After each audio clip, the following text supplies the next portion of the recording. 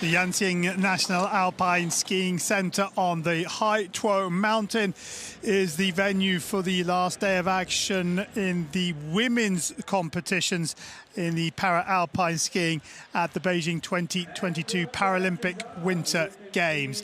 And it is slalom day for the women in all three categories as we look up the hill. Some blue sky right now, but it hasn't been like that for the rest of the morning. Rain overnight, but here is the schedule for today. 6 races, but 3 gold medals. The women's slalom vision impaired run 1, then the slalom standing, slalom sitting, and then we come back for run 2 later on day 8. So plenty of work for the course workers and organisers to do as we see the athletes at the top of the slalom track. Straight back into action after giant slalom action on day 7, so a short turnaround for all of these athletes. And the last opportunity for the women to pick up a Para-Alpine gold medal at these Paralympic Winter Games. Here is the weather, and the air temperature well above freezing, and rain. Well, the rain stopped this morning at around 6 a.m. so the course workers had some time to get to work on the track, but far from ideal conditions for the women on day 8. But they are used to all manner of conditions and will be ready for this one. Women's slalom vision impaired run 1 at the Beijing 2022 Paralympic Winter Games. Slalom, as always, a combined time of runs 1 and 2. Let's have a look at the start lists, and there are 15 competitors in this one. Menna Fitzpatrick with bib number 4. She's the defending Paralympic champion and the reigning world champion, and she leads the World Cup standings. Number 5, Farkasova, won silver in 2018, with Millie Knight, number 8, winning bronze. And well, the World Championship medals. Number 9, 15-year-old Elena Stari won silver at the World Championships, while number 10, Votsa, won the bronze medal in Lillehammer in January of this year.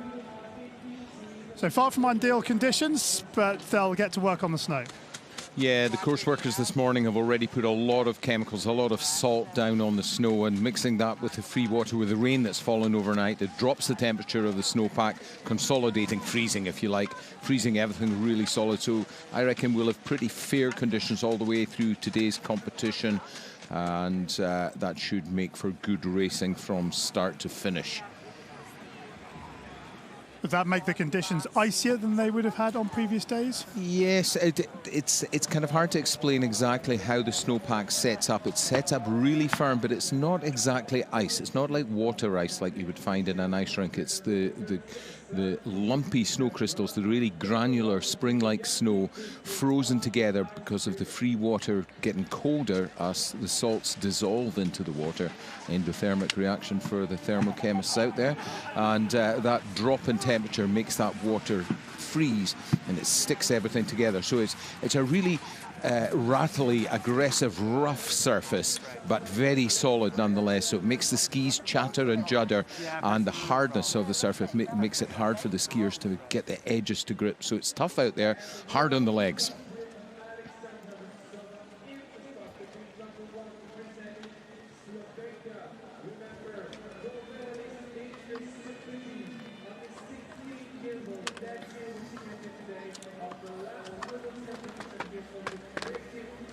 Alexandra Rexova of Slovakia and her guide Eva Trachikova get this women's slalom vision impaired race underway for the first of 2 runs on day 8 of Beijing 2022 Paralympic Winter Games. And we get a chance to see this pattern of gates set by Justus Wolf, one of the German coaches. Yeah, Justus Wolf, head coach for the Germans. He set a very rhythmical course from what we've seen so far. And what I'm seeing, I've just been talking about the snow conditions, and you can hear and see how hard the snow is. On the top, however, it doesn't seem to have set up quite as hard as the section where we watch Rexova now. She passes the split time. So onto the finishing pitch. It's a short, sharp slalom run And Rexova looking to set the benchmark time. Need to work all the way down this finishing pitch and crossing line in 46.38. And looks a little frustrated perhaps, Rexova. Yeah, she didn't seem to be as clean left closely onto some of the gates, especially on that final pitch. She said it's tough top to bottom. Chiara Mazzel of Italy and her guide Fabrizio Casal. Mazzel, the 25-year-old in her first Paralympic Winter Games. And some real close skiing here, perhaps almost a little too close.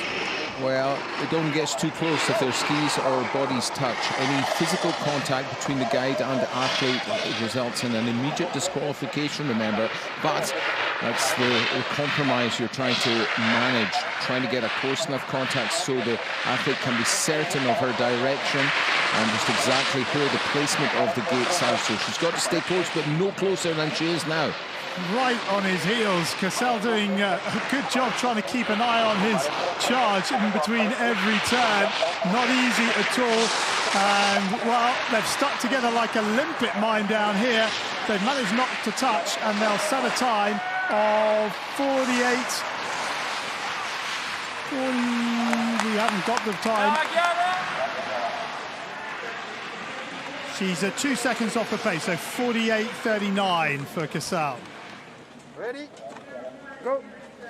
Barbara Eigner of Austria, the next to challenge with Clara Sikora, her guide. And Eigner, just 16 years of age. Her twin brother Johannes racing in the men's category with a gold medal to his name, and her elder sister Veronica also racing in the slalom, and she's nearly half a second the right side of the clock at the first split.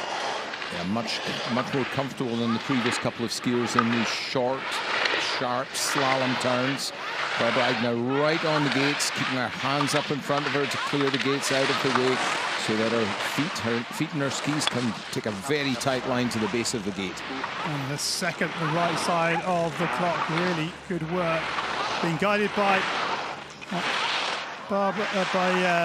Sikora, Clara Sikora, whose father won a bronze medal in the Olympics in Nagano in '98, and we have a new leader by 1.27 seconds, Barbara Eigner.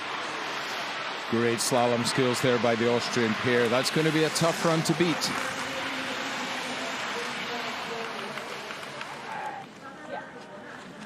Bib number 4, the defending Paralympic champion from 2018, the reigning world champion from Lillehammer in 2022, and the World Cup standings leader, Menna Fitzpatrick, with her guide, Gary Hall. And at the first split time, she has work to do, has Fitzpatrick. 0.27 though, it's not a massive gap. Gary Smith, they're doing a good job guiding. Quick check, there's not much time to check in slalom, only 10 meters or so between these gates, so 6-7 ski lengths, that's all. And in the verticales, as we see Fitzpatrick going through the verticale and then into the banana, the distance between the gates is down to around 5.5 meters. Oh, and a bit late on that blue gate, pushes her low in the line, and she just loses some ground on her guide. Fitzpatrick with an error on the top of the steep section. How much has it cost her? 45.11, the time of Eigner. And Fitzpatrick, the defending champion, is over 2 seconds off the pace.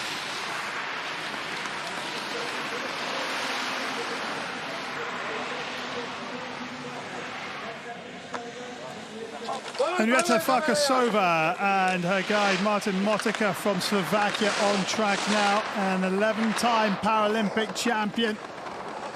Farkasova going for gold number 12 here today. Yeah, and looking to make amends for yesterday's early out. 4500s off at the top. Henrietta Farkasova and Martin Motka. They're a little further apart than some of the other skiers we've watched so far, but Henrietta is a B3 skier, has a little more vision than the others, and that is reflected in the factoring of the time, 84.66. A little long on the left edge, that cost her a little bit of time and line. Just arriving late with the pressure in these lower turns. 45.11. She's not going to be inside it, but she will be third, 1.59 off the pace. Well to do for Farkasova on run 2. Zhu Daking from the People's Republic of China and her guide Yan Han. Very light on the edges on this top part. It's not very steep, as we can see, so the athletes can run a straight line and just be quick on and off with a light touch on the edge and get enough grip. They can be quick to this first split time. And the guide is quite a distance in front of Zhu. Just on the limit, really, to be honest. Another half gate or so, and they would be outside the maximum limit allowed. Well, he's not looking, the guy. No, that's very close to them getting disqualified, to be honest. They really are pushing the maximum allowed distance between the gates. They're closing it up. He's realized he's left her behind a little further than is ideal. So this will be a better closing section, but that big guiding error, that big gap error in the middle of the course, costing them dearly in terms of time. And then he extends to the end, and Zhu across the line, 4.93, goes into 6th place.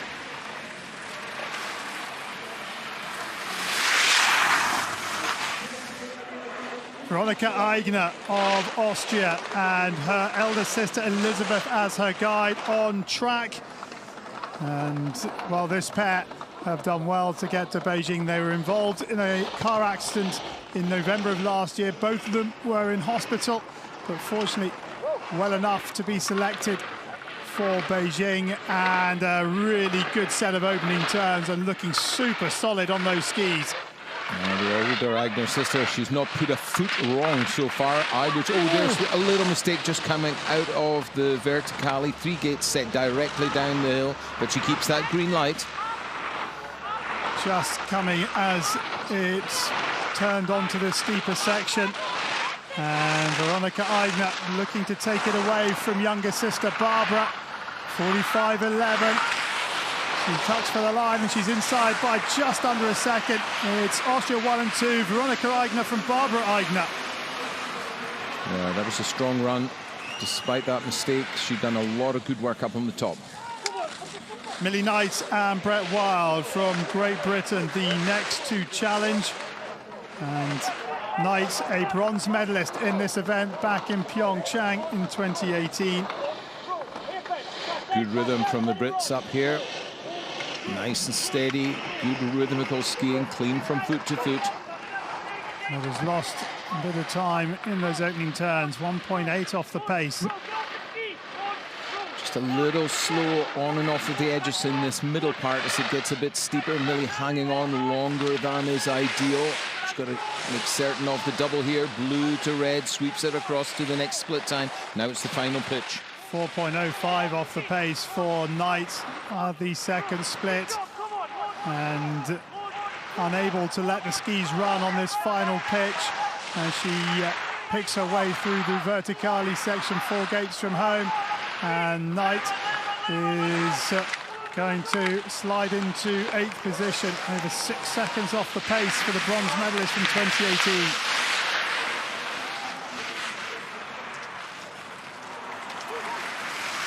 Alina Stari of Austria and her guide Celine Arthofer on track, just 15 years of age in her first Paralympic Winter Games, a silver medalist from the World Championships in Lillehammer in January this year, and at the first time split the youngster is nearly 1.5 seconds off the pace of her compatriot Veronika Eigner. Still keeps her in touch for the provisional podium, however.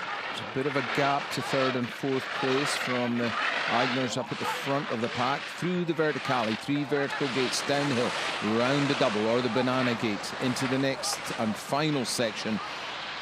Very heavy on that left ski, around the red gate, setting up for the second blue gate on the finishing pitch, but now getting into the rhythm of this bottom set of gates. And good work from Stari. She goes 6th, 3.96 off the pace.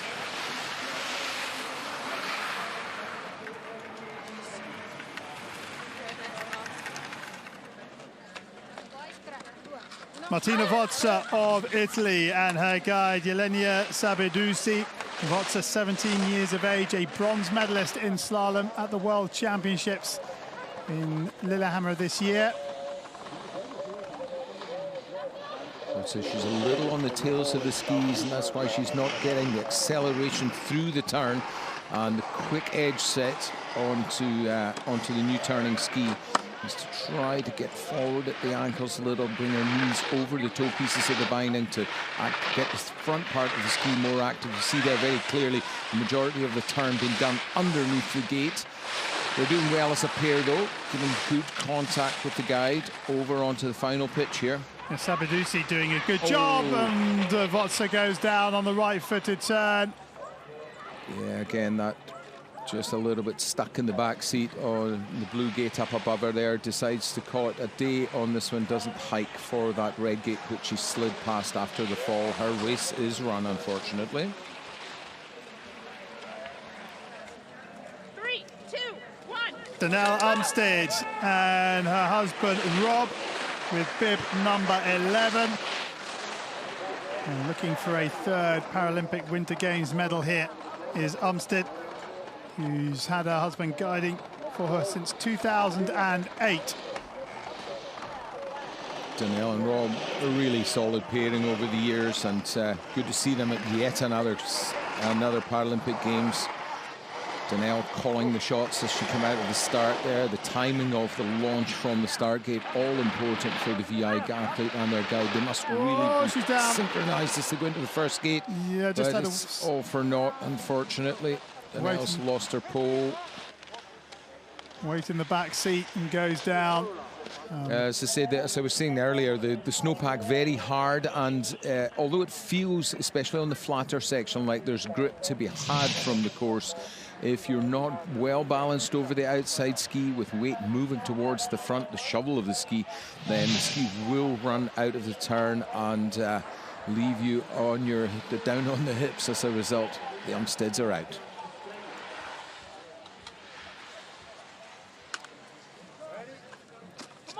Melissa Perrine and Bobby Kelly from Australia next in the Starhut's fourth Paralympic Winter Games for the 34-year-old who has concentrated on the technical disciplines here in Beijing. Good communication from Bobby Kelly to Mel Perrine behind her. Mel in turn confirming every single turn that she makes. Good rhythmical work through the top. Now, I hope she won't mind me saying this. Looks a little race rusty in the slalom, a little slower from foot to foot than we saw in the giant slalom from her. Keeping it going strongly through that three-gate verticale around the double. Final split time and onto the pitch. And just paying the price for getting pushed a little low in the line, Perrine, but she tries to get it back on this steep pitch and does really well. It is really steep, and it's so important to try and keep that weight forward, which she's doing well. And she's really speeding up here, and good response from the guide. 44.12. Well, that was an action-packed run from Melissa Perrine of Australia.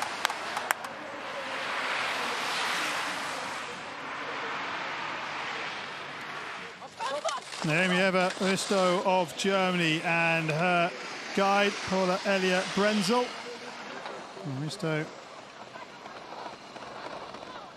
who had a knee injury in September of last year, tore her PCL in her left knee, is back on track on 1.39 down and is late in the line, but makes the blue gate just.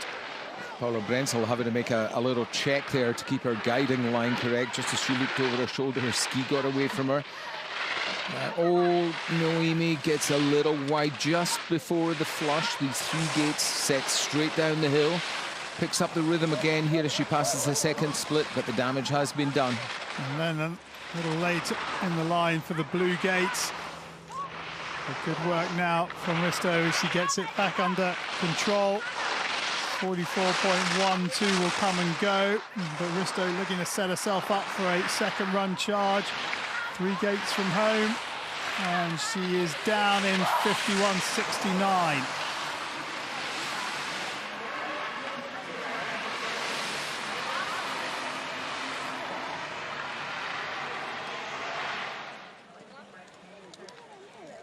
Bib number 14 is Linda Le Bon of Belgium, and her guide, Ulla Gillot, is her daughter. And Ulla saying in these games makes a difference that she's allowed to shout at her mother all the way down the hill. It's something you see quite often as youngsters come through and find their first competitive or even training outings in slalom and giant slalom. You do find often their parents guiding them. Mena Fitzpatrick going with her dad, and most notably Millie Knight from Great Britain. Her mum Suzanne guided her for quite a number of competitions, as I recall. But the Belgian pair here, now they've got the best of the weather, great conditions now. Hope it stays like this for the second round, but the Belgians keeping it going here. Yeah, good little check from Gillot just to check where Le Bon was, and then she now goes again to make sure that she can stay in touch. Important that, especially coming on to the steeper section where the turns are more challenging. Oh, Le Bon just getting the skis round in time. It's a real battle in these final 3 gates, but she's done it, yes. And she'll be back for run 2.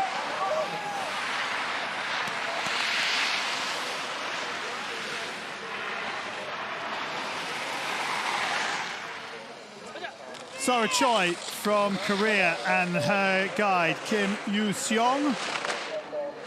And Choi, 18 years of age in a first Paralympic Winter Games. And, well, 4 years ago, at the opening ceremony, she was one of the children that was carrying the Paralympic flag into the stadium. And now she competes under that flag. Good, solid top section.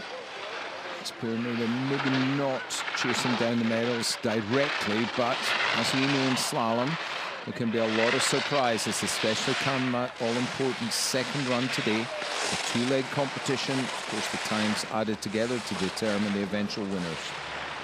Kim, the guy, doing a good job, realising that he was some distance in front of Choi, so just taking all his speed off to allow Choi to come back towards him. And again, he needs to keep looking because the gap is starting to grow once more. And Choi is down and sets time 55.33, slides into 12th place.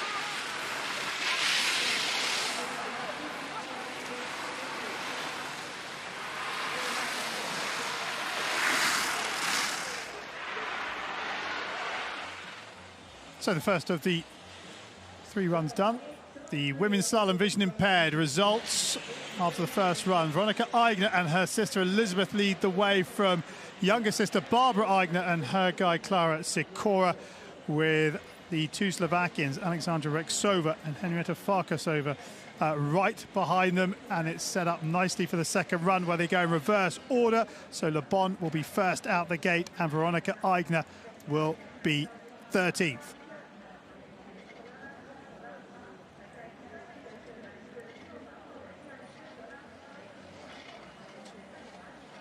Women's slalom standing race run 1, and number 19 Marie Boucher is the defending Paralympic champion, while silver and bronze medalists from 4 years ago are Molly Jepson, who goes at 28, and Andrea Rutfus at number 25. The current world champion is Ebba Arsho, who wears bib number 20, and there are 20 athletes in total at the top of this first run from 13 NPCs.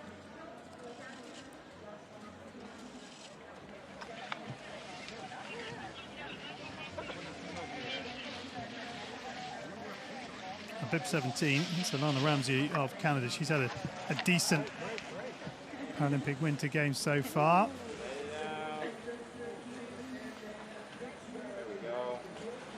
Be in the moment, have fun.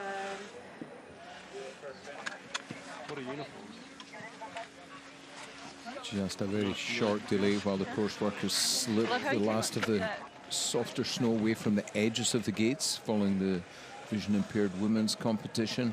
Ali Johnson trying to stay focused.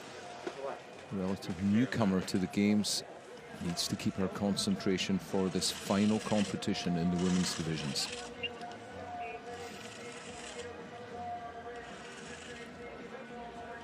The man with the white, or mainly white jacket in the middle of that picture, Sawana Hiroshi, he's the start referee. Thank you, course workers. Yeah, course workers, the best. Hell yeah. It's gonna be perfect. Yep.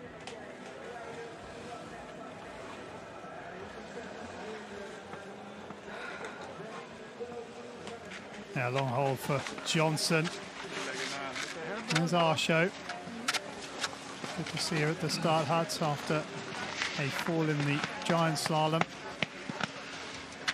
She was holding the right knee after that fall, but it's obviously good to go in the slalom.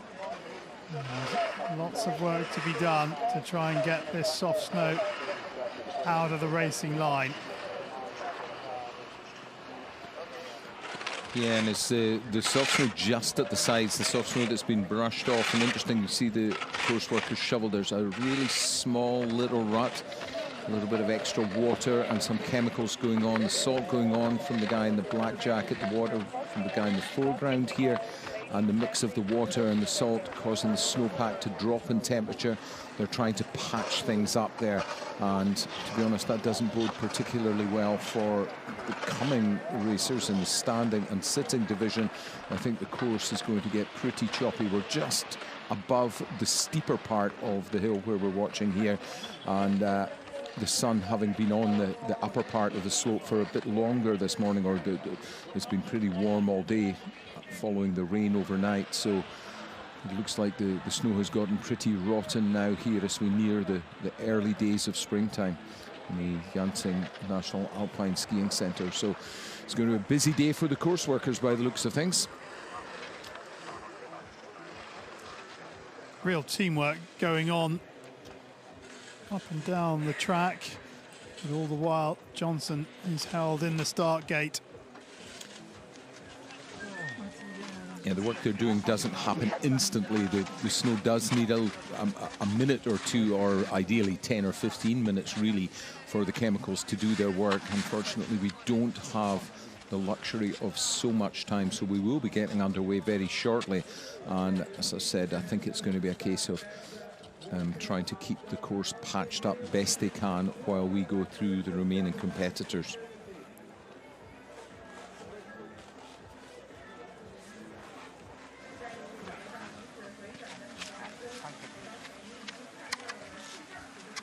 Kanasho had the Paralympic Winter Games title to the world title she won in Lillehammer in January this year. You can still see plenty of course workers out on the track. Yeah, this is just above the verticale, the three gates set, pair of blue, pair of red, pair of blue sets in a straight line just at the bottom of the screens there in that previous shot. Verticale, if it's 3 gates in a row, nicknamed a hairpin if it's only 2 of them, but either way they demand a quick change in rhythm. The open gates left, right, then the vertical gates, the straight gates, the verticale hairpin. It's chop chop from left to right, chop chop chop in a verticale, and that's one of the signature elements of slalom skiing. You don't have combinations like that in the speed events or in giant slalom. We only come across them in slalom, so it's one of the extra challenges for the skiers to be able to switch the rhythm and get these short slalom skis. Most of the girls on 155 centimeter skis switch those short slalom skis quickly from edge to edge and then back into the longer swinging rhythms of the open gates.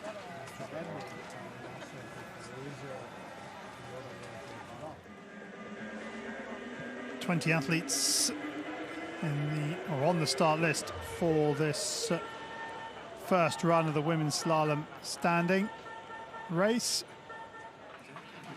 Some of the VI or vision impaired athletes, all of them at the bottom, to cheer on the other athletes at the top and their teammates. Japan with a couple of racers in this standing category. Kamiyama goes at 21 and Hondo at 30. China well represented, Zhang Mengyu, who's had a really good games for the People's Republic of China. She goes at 27. She'll be looking for another medal here. A quick check on the weather. You can see in the background how much moisture there is, this mist forming and coming out of the trees. It poured rain here overnight till around 6 a.m. Dried up now, but unfortunately the warm temperatures, there's only so much we can do to mitigate for those. And this time of year, athletes know it's something they have to live with. Changing weather conditions as we roll into springtime and ever warming temperatures working against the course workers as well as the athletes. I'm sure we'll get today's competition off safely and solidly, but it's just going to have to be patient wait for all of us, especially for those skiers about to take their chance on the course, while we let the course crew just polish things up a little and get the course ready for this women's standing division. Looks like there was a little bit of fresh snow on the top. You can see the snow line underneath the bubble car that goes to the top. It's the freezing point. Sadly, from the course workers' perspective, not low enough to incorporate the slalom track.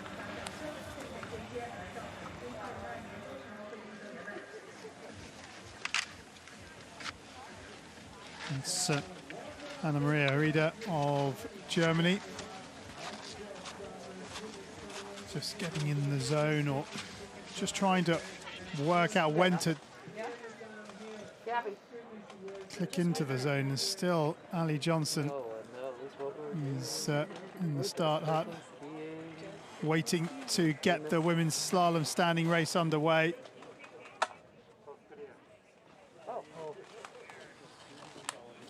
Looks like we're about to get the course clear. Call.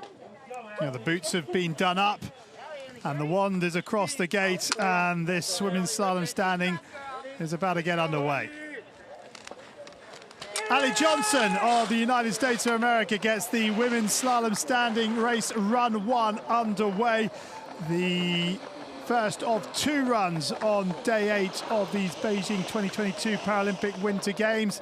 And Johnson, the 27-year-old in her first Paralympic Winter Games, skis the pattern of gate set by Justus Wolf, the head German coach.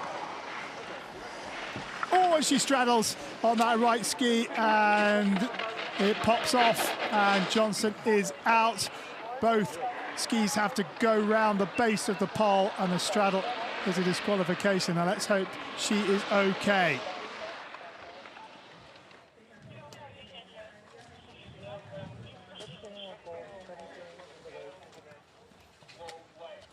Alana Ramsey of Canada, they're keen to get going, but we need to wait till Ali Johnson's safely off the racing line. So another short hold. I have to say that was unfortunate for Johnson. She had that long wait, and very often a straddle, as we saw in the blue gate 2 above her there.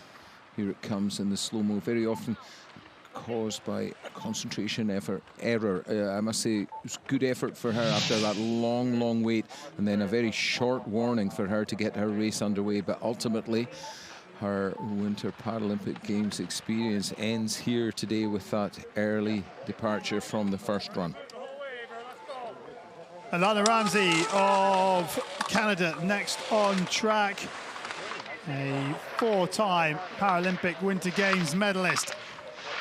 Can she add to that tally on the final race of the women's program at Beijing 2022? Confident looking top section from Ramsey. Oh no, she's out as well. A same straddle section, for her. just a change in rhythm there. It's not a massive swing from one side to another. It's just a little straight section. And the rhythm change catching the first 2 of our female standing competitors out. Ray Anderson of Australia, the next to challenge, 25 years of age, a first Paralympic Winter Games for Anderson, who is no stranger to Paralympic Games, having competed in the Paralympic Summer Games in Rio, where she threw javelin for Australia.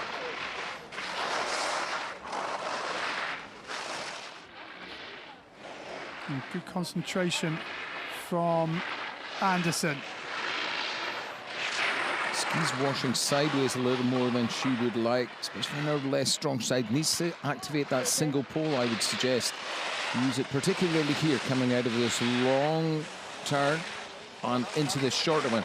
Using the pole can often help you make the switch from one foot to another, so quicken up the tempo where you need it. And particularly here on the steep, reaching forward with the arms, it definitely helps project the mass forward down the hill to help you stay ahead of the action on the steeper parts. So Anderson, a couple of gates from home. She's struggled on the left ski turns on this very steep section, but she's down. And 101.47 for the Australian.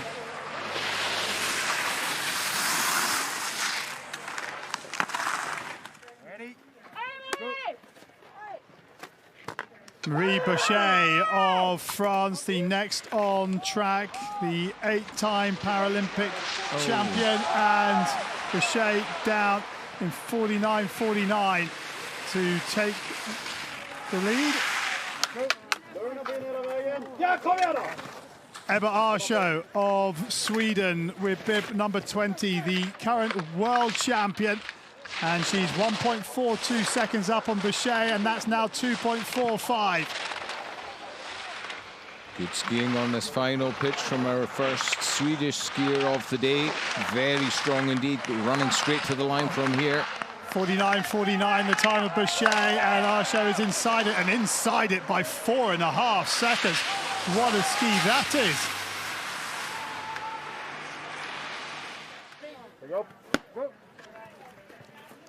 Kamiyama Noriko of Japan, the 49-year-old in her first Paralympic Winter Games.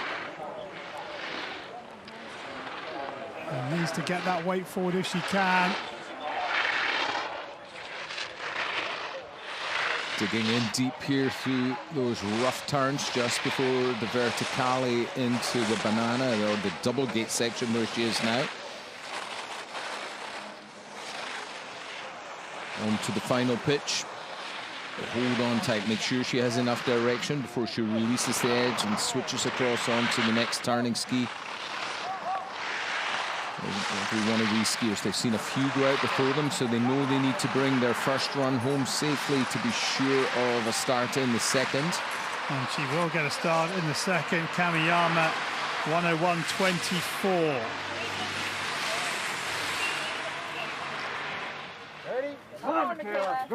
Let's go, come on! Michaela Goslin of Canada, third in the World Championships in the slalom race in January this year, and 4.29 off the pace at the second split, and she crosses the line in 51.6, goes third.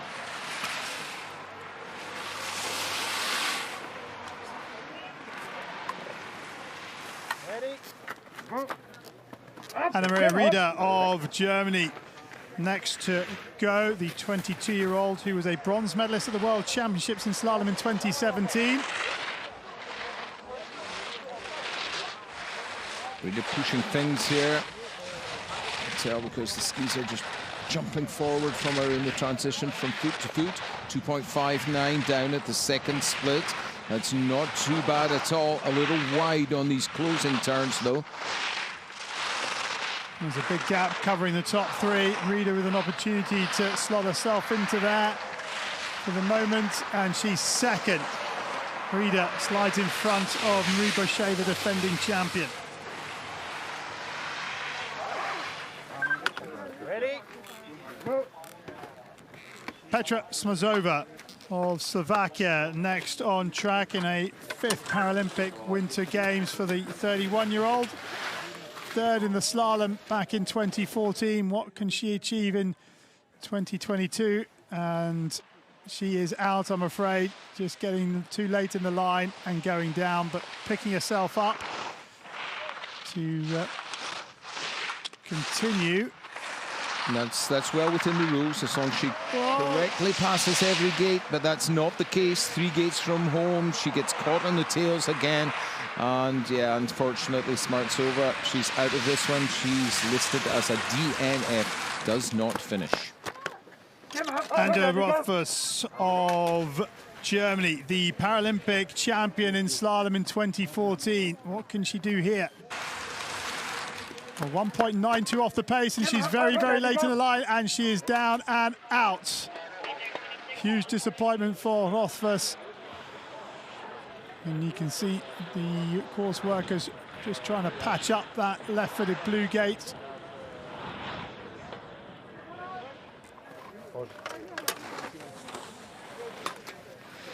Lucia Smetisko of Croatia on track, and Smetisko just 17 years of age. Our Croatian skiers have plenty of opportunity to train at home, just above the hill above Zagreb, so I think that's what we're seeing. Good slalom skills being shown by the youngster here as she approaches the last couple of gates. Smetisko of Croatia, fifth, 8.42 off the pace.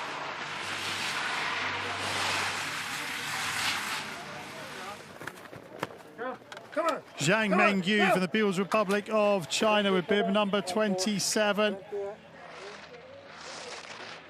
Going for medal number 5 at these Paralympic Winter Games. And she is 0.93 of a second off the pace of our leader Arsho at the first split.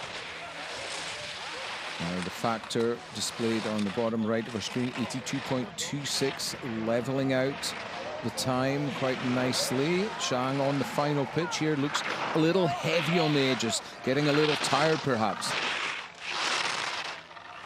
Zhang, a couple of gates from home, battling her way down, and she will stop the clock. 2.78 off the pace, goes into second place.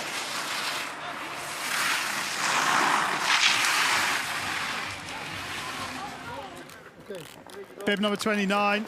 Guo Xiaxin from the People's Republic of China out on track, the 23-year-old in her first Paralympic Winter Games, and she's 13 seconds off the pace at the first split as she comes to split 2. Oh, just got caught on the tails, had the very worst place on the course just as she was approaching the final pitch. She didn't seem to recover the balance particularly well from the double, just out of sight of our camera here, just over the crest of the hill. But her race 2 is run, another DNF. Hondo Ami of Japan, bib number 30. The 25-year-old. 3.97 down at the first split.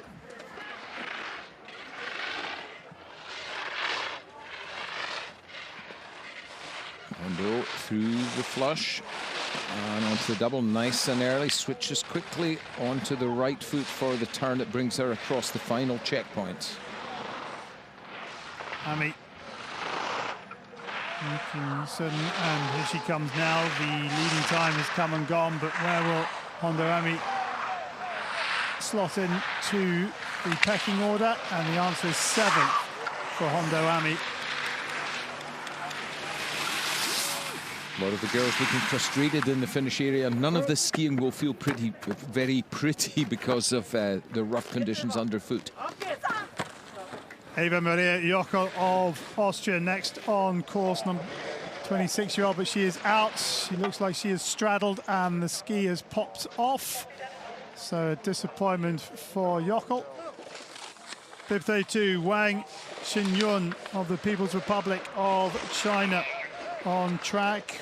Wang, 23 years of age. The first Paralympic Winter Games for her. Fingers crossed she can keep this going, because this is nice solid skiing on the top part of the course. A little twisted there, but yeah, it didn't cost her too much. You know, she got back in the rhythm very quickly, and oh, another one there on that very rough section that we've seen the course workers trying to patch up.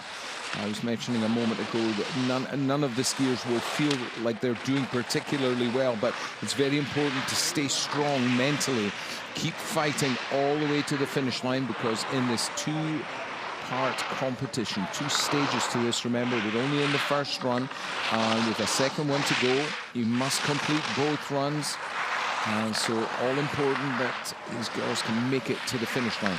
Here to go for Wang. 44.99. She slides into 10th place.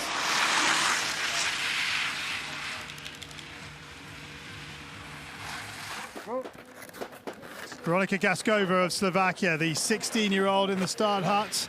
First major tournament for her, and coming into the finishing pitch. Keeps the rhythm. Very, very important on this finished pitch to try to hang on to the line. It's because of this hairpin where she is there. You see the rhythm changes quite abruptly. She should be safe from here, though. 44.99. Gaskova will be back for run 2. Slides into 10th place. Good work from Gaskova. Claudia Hernandez from Chile, the next to go, the only female Paralympian for Chile in Beijing. And Hernandez, in her first Paralympic Winter Games, only took up the sport 3 years ago and is doing a good job on what is a very, very difficult course because the conditions are very hard. Yeah, she's the only LW2 in the women's standing category, so spare a thought for her. Only one leg to get her all the way down this very, very hard piste. And it's not just the hardness of the snow underfoot, it's the roughness of it.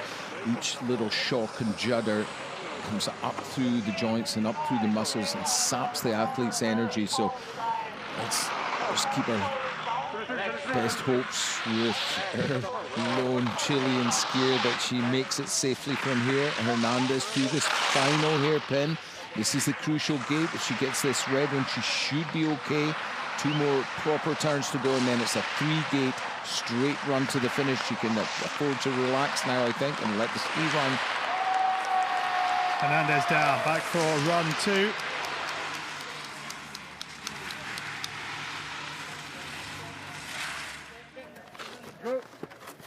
Ilona Kacic from Bosnia-Herzegovina, the 23-year-old with bib number 35. And Kacic, the only female athlete from Bosnia-Herzegovina here, broke her shoulder in November of last year, but is getting to the bottom. A couple of gates from home. She's back for run 2. 12th position for Kacic. And a good ski from her in the opening run.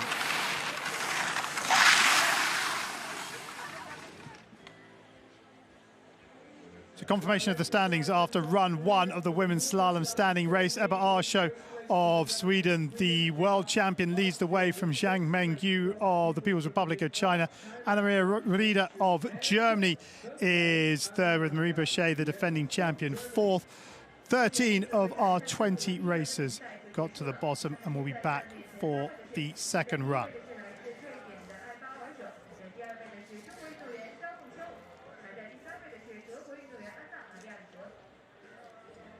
The women's slalom sitting race, the first of 2 runs, and 13 competitors at the top of the hill. The defending Paralympic champion is number 39, Annalena Forster, who's also the reigning world champion.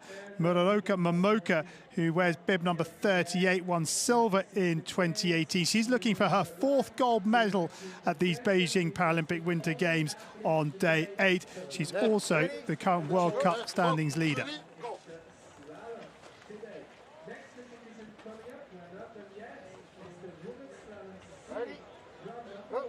Zhang Wenjing from the People's Republic of China with bib number 36 gets this women's slalom sitting race underway, the first of 2 runs. The 19-year-old in her first Paralympic Winter Games.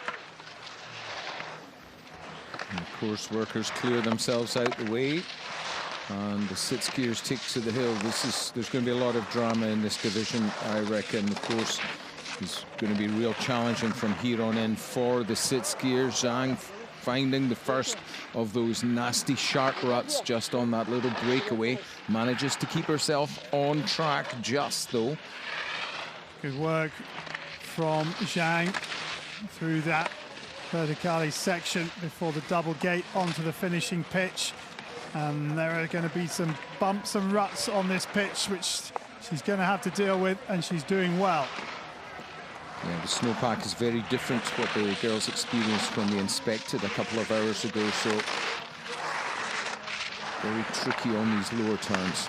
Zhang Wenjing lets it go now, looking to set the time for everyone else to beat, and it's 51.11.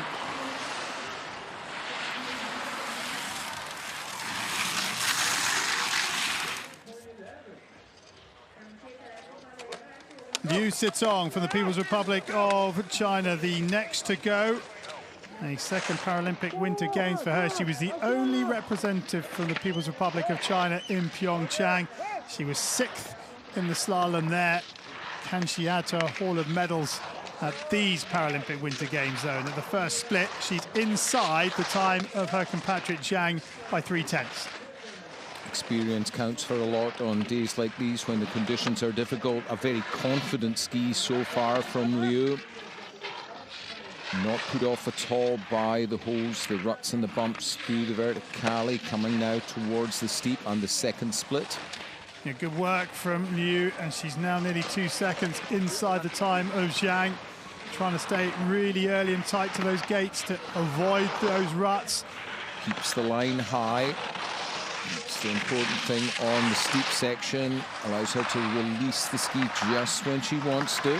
51.11. She's going to be inside it, and she's inside it by 1.15 seconds. Good ski from Liu Sitong.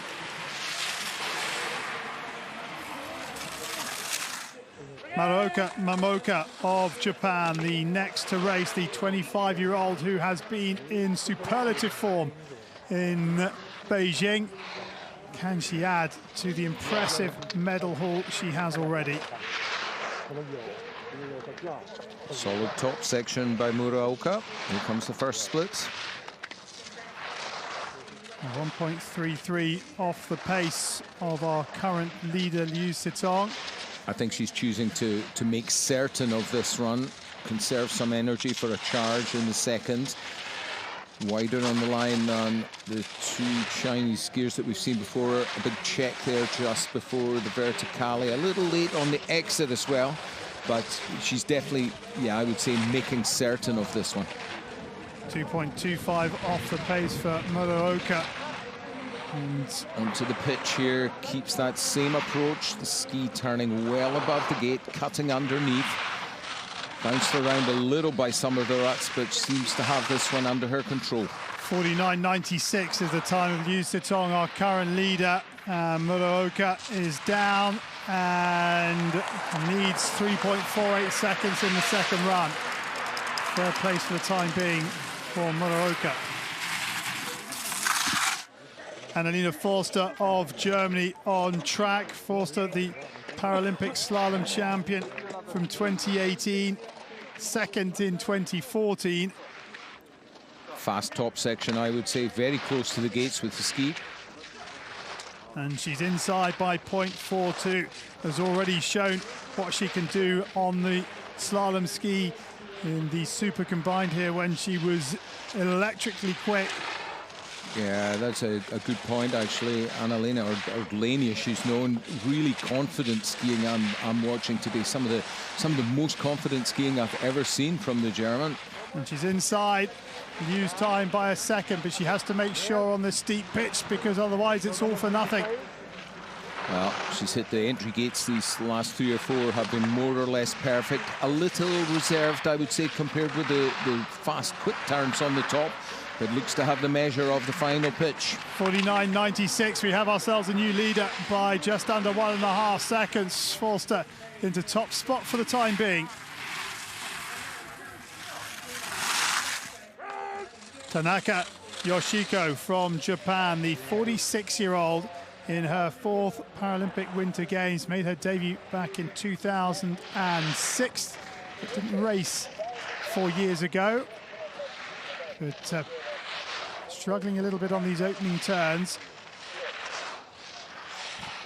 Yeah, some of the athletes really not attacking the course in a confident manner, and often that's because of just the roughness, bumpiness, and even the noise from the skis on this chemically treated snow is a little bit intimidating. So very difficult to find the bravery to give it full attack and obviously take the risks.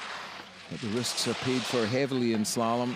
No chance really for the sit skiers to make a recovery. So it's one small slip and they can be out of the competition altogether.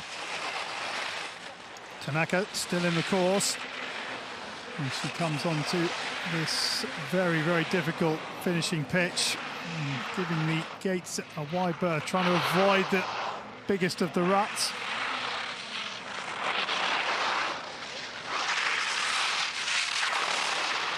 And successfully negotiates a pattern of straight gates. 3 from home. Concentration to the very end, and she's down. Goes into 5th position.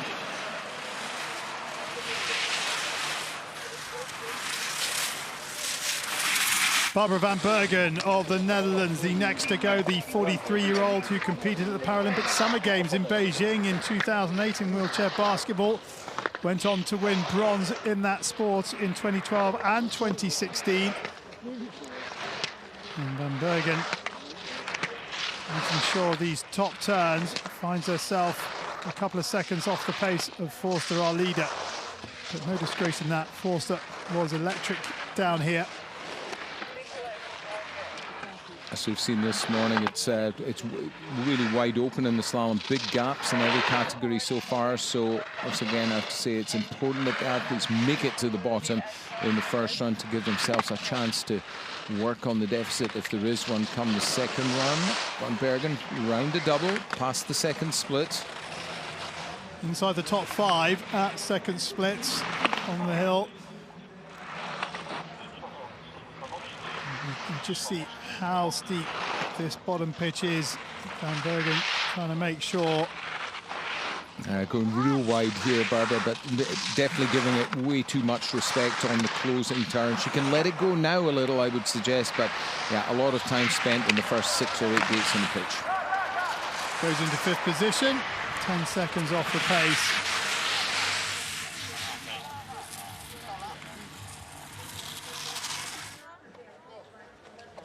Zhang Haiyuan from the People's Republic of China, a first Paralympic Winter Games for Zhang, who is 44 years of age. She's actually got, oh, she's out.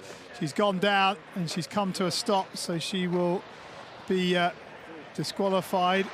She hasn't actually missed any gates though, so unless they've applied a force majeure rule here for the slalom, she should be okay. She came to a halt. If it had been giant slalom or definitely in the speed events, she would have suffered a disqualification, but most importantly, she didn't lose an awful lot of time when she went down there on her side, and now looks like she's certainly determined to make up for the error, chopping in on these gates very aggressively, toe of the rig, catching a couple of them, so it's a skier who's definitely prepared to take a chance, rather.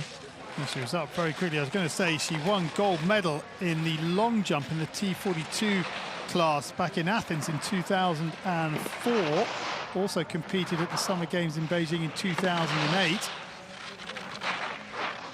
Well, clearly no lack of determination in her makeup. Oh, she's just makes the blue gate, but then was too hot on the red.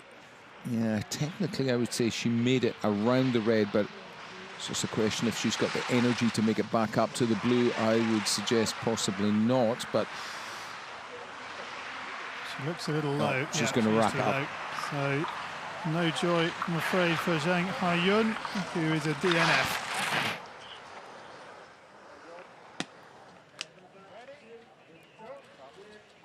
Harada Norika of Japan on course, the 39-year-old in her first Paralympic Winter Games.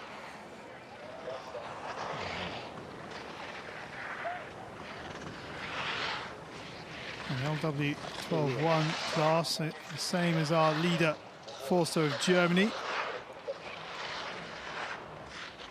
And that LW12-1 gives you a factor time 76.13. So in terms of factoring, the lady on screen, the lady who leads, are sort of toe-to-toe in terms of the assistance from the factor. A different approach, though, from Harada. Another athlete like her teammate Moroka, definitely wanting to make certain of this one, doesn't want to take too many risks. So slightly, giving the gates a slightly wider berth. Last day of competition for the women at Beijing 2022, and they'll want to be back for the second run. Yeah, it's been a punishing schedule as well. They were racing giant slalom only 24 hours ago on this very same hill, another energy-sapping discipline. So that's another element. Everybody has to just keep enough energy for the last effort for that second run. How about that? 3 gates from home. Will stop the clock at 1:10:31 and goes into 5th place.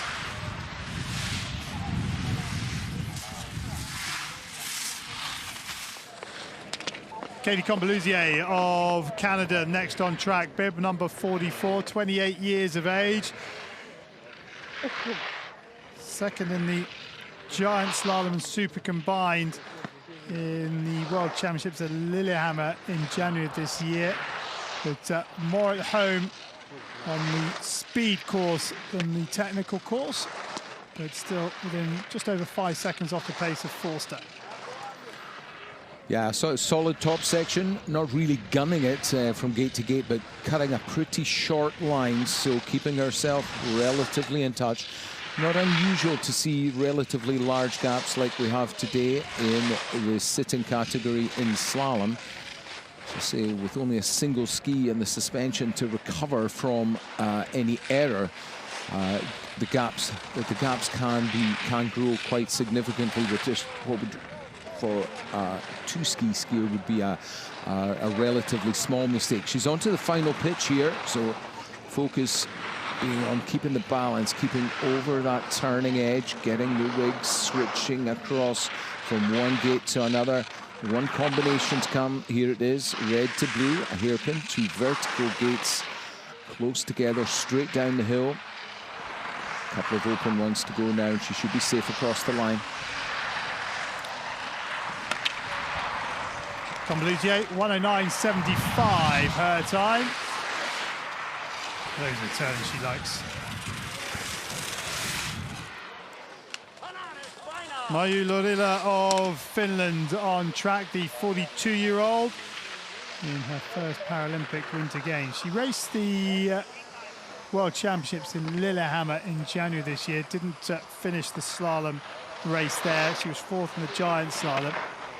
But, carried the Finland flag at the opening ceremony. 4.5 off the pace of Forster at the first split, and just about keeps herself upright. Just hangs on to that one and no more. Sometimes that, yeah, she looks a little more relaxed now. Maybe that's made the blood boil a little. She'll be frustrated with herself for that mistake, and now on a slightly tighter line. Another little mistake coming to the long 3-gate verticale, but uses the different rhythm to get the ski switching a little more quickly, and better job here of staying on top of the action. They'll avoid getting pushed too low in the line, which she's done really well on the opening sort of 5 or 6 gates, and then runs a little low on the blue and subsequently gets lower and lower, and she is out, missing the blue gate. Disappointment for Lorila, who had negotiated half of the finishing pitch, but then just ran out of room.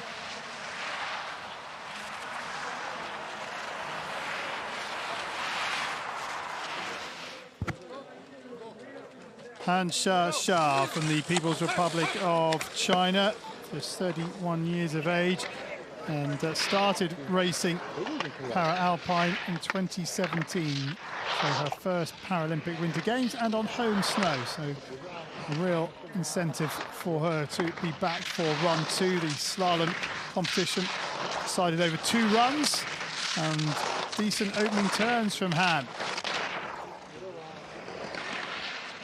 Confident, I would say, tipping the rig onto deep angle, switching it across quickly onto the other edge. Has to run it straight, or here, or straight as she dares anyway, on the 3-gate verticale. And then that rhythm change, style change, tactical change as she comes around the double, taking direction to the right, sets herself up for the final pitch, and a good early line in these top gates of the final pitch. Chance for a top 4 finish here for Han, if she can keep it together through these final 4 gates, which she seems to have done, and she is 4th, 3.86. That's a good ski from Han Cha-Cha. Shona Brownlee of Great Britain with bib number 47, the 42-year-old in her first Paralympic Winter Games. Part of the Armed Forces para team. And also, as she goes down, races triathlon now, Brownlee, can she get herself upright? How low in the line is she?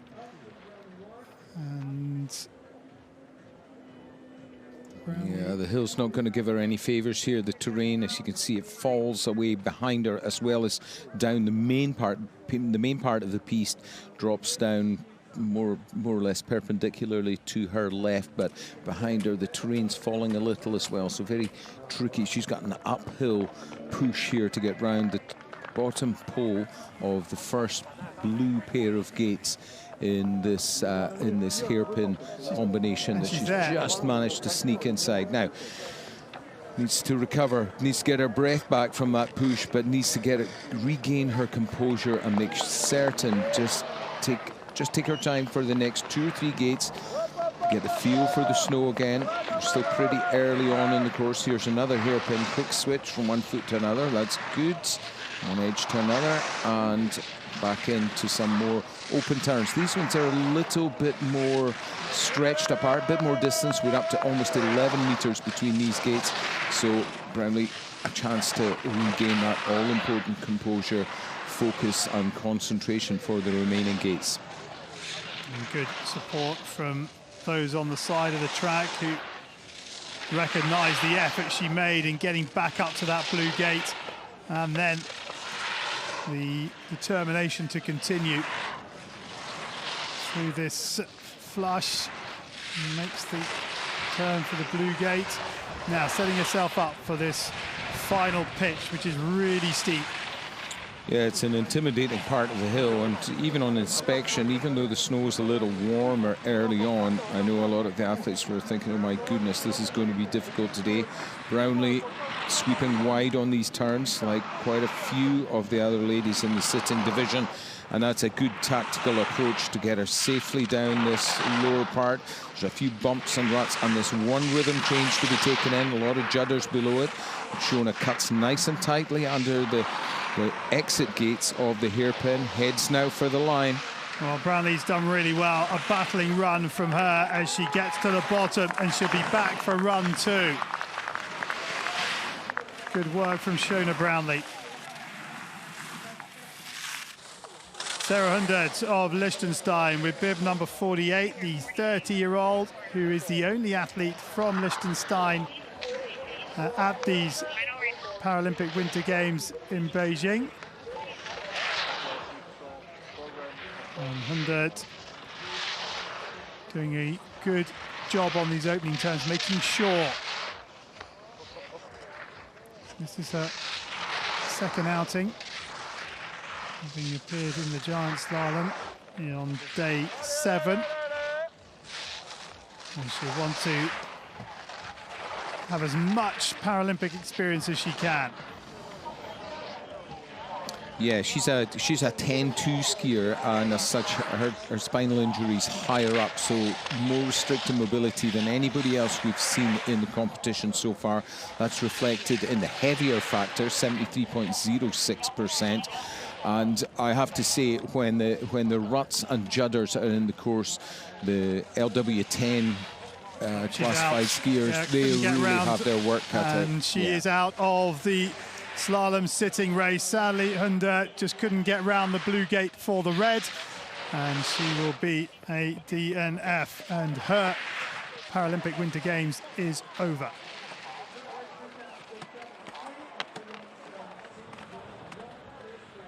Confirmation then of the standings after the first run of the women's slalom sitting race. Annalena Forster, the defending Paralympic champion, leads the way from Liu Sitong, Zhang Wenjing and Han Xiaoxiao, all from the People's Republic of China. Muraoka Momoka of Japan is in 5th, looking for a 5th medal of these Paralympic Winter Games.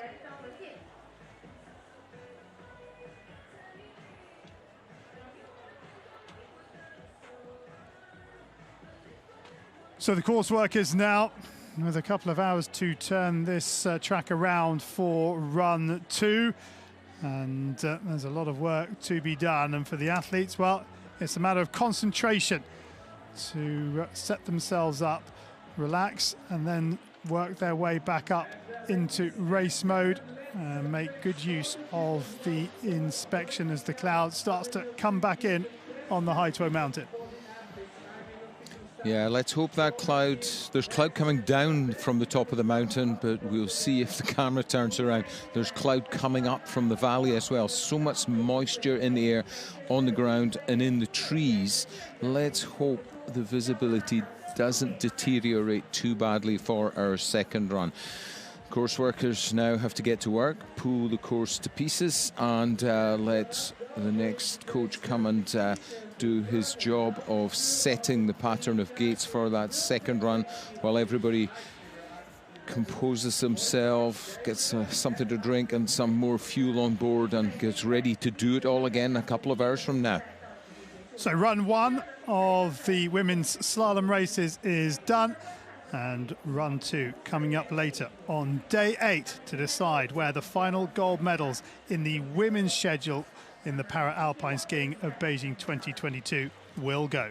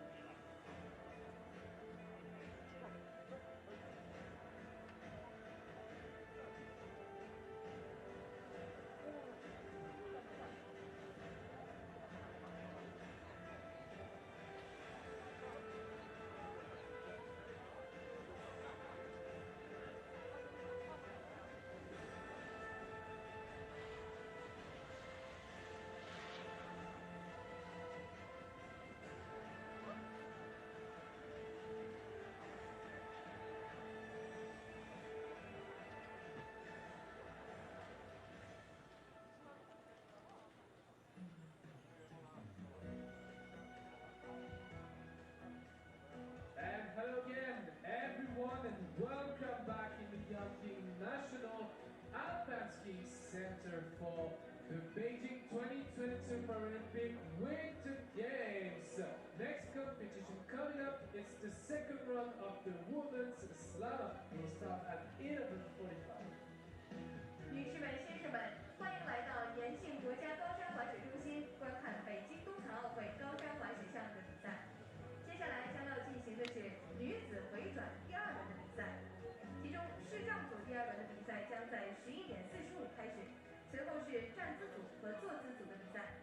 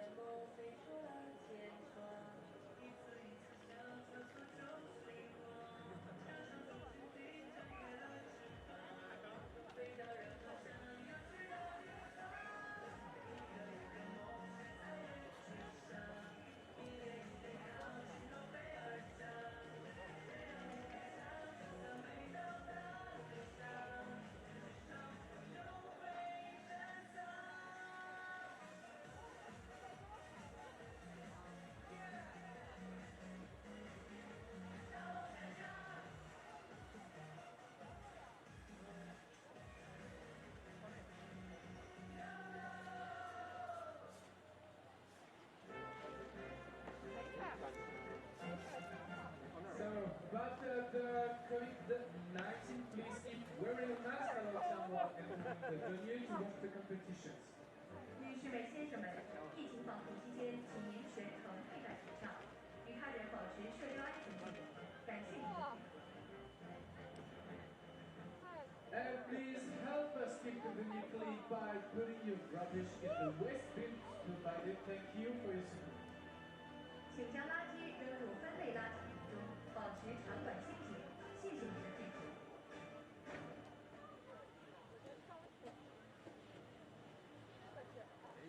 And as a sport event, the Yankee National Alpine Skiing Center is a non-smoking venue, so please do not smoke inside the venue to be the bathroom. Thank you so much. 国家高山滑雪中心是无烟场馆，场馆内禁止吸烟。谢谢您的合作。 And to notice that the athletes, please turn your mobile phone off or switch it to silent mode during the competitions. 女士们、先生们，在比赛过程中，请您将手机关闭或调至静音状态。谢谢您的合作。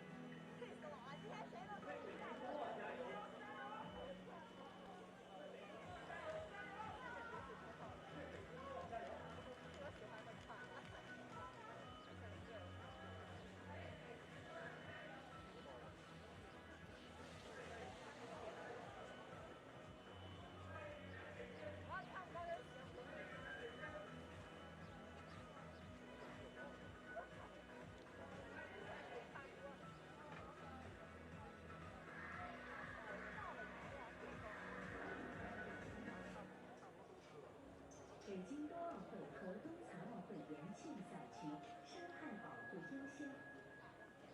动工之前，摸清底数，全面普查。原地避让，让大树原地生长。据地保护，国家2级保护植物北京水毛根沉睡绽放。静力保护，1万余株珍稀万草赛区旁安家。亲力保护，2万余株赛区乔木异地重林。精心安置赛区美株植物，引种繁育，珍稀植物回归赛区。绿色冬奥生态赛区，为树木留住乡愁，为生物多样性留住空间。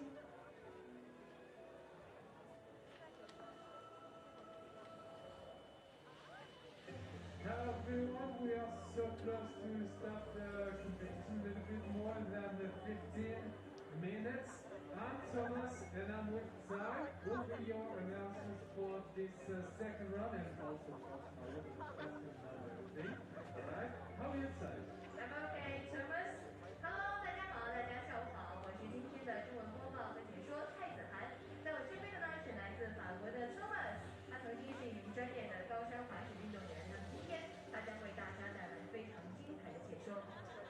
We are so glad to welcome you here again in the Alpine district on this new venue, Captain Philip in 2018. So it's very new for all the athletes and also for all the people who are working here for us too. So it's very nice this afternoon. The weather is much better than this morning. So it's snowy, a little bit of rain during the night, but this afternoon will be super nice with the sun and the snow conditions.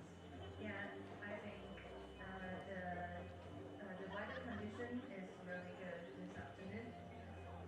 那么，在刚才啊，Thomas也告诉我，在未来呢，在比赛之后，这一座美丽的场馆也将为广大滑雪爱好者开放，推动我国冰雪运动的发展。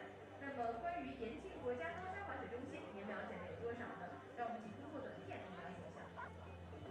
And I tried a little bit my Chinese yesterday night, and I remember one word.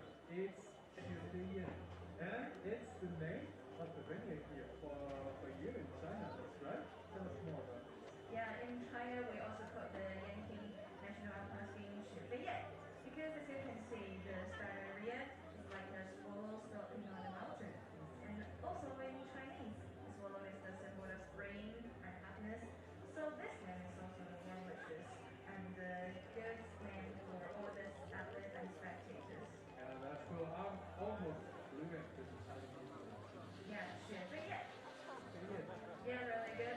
那么接下来就让我们一起通过短片来了解一下美丽的雪飞燕吧。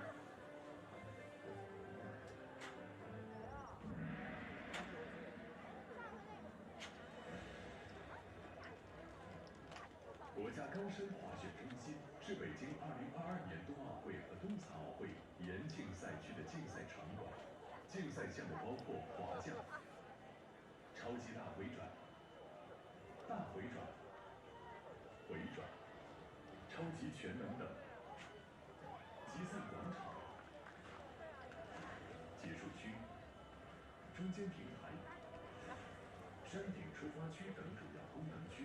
散布在崇山峻岭之间，山顶出发区的海拔高达2179米，造型独特，犹如一只凌空欲飞的风筝。依托海河山天然地形优势，创造出多种差异并存的赛道，确立了在世界高山滑雪赛道中的地位，也为运动员和观众带来难忘的比赛和观赛体验。将科技赋能奥运，造雪技术成为赛道硬实力的重中之重。为保障本届赛事期间雪道质量，所有雪道均为人工造雪，向前打造竞赛级雪道。从冰雪天地到城乡兴茂，从激情赛场到多彩生活。赛后，各东营区将转化为中国国家队训练基地及高山滑雪山地运动中心。带动3亿人参与冰雪运动，助力冰雪运动普及，打造成为国家级山地4季运动的标志性场所，京津冀旅游的全新名片。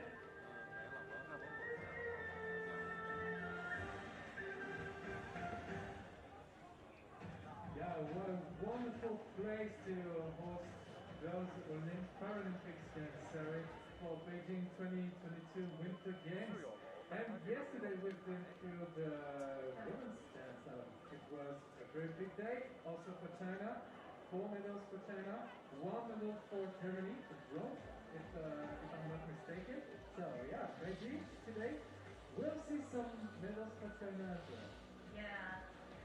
在昨天进行的是女子大回转的比赛。那么在昨天的比赛当中，中国队是已经斩获了4枚奖牌，其中呢包括1枚金牌、2枚银牌和1枚铜牌。那么接下来让我们一起通过视频来回顾一下昨天的精彩瞬间。So if you're interested in the crowd, let's have a look on the screen to watch the highlights from yesterday. So let's go， 一起看看视频吧。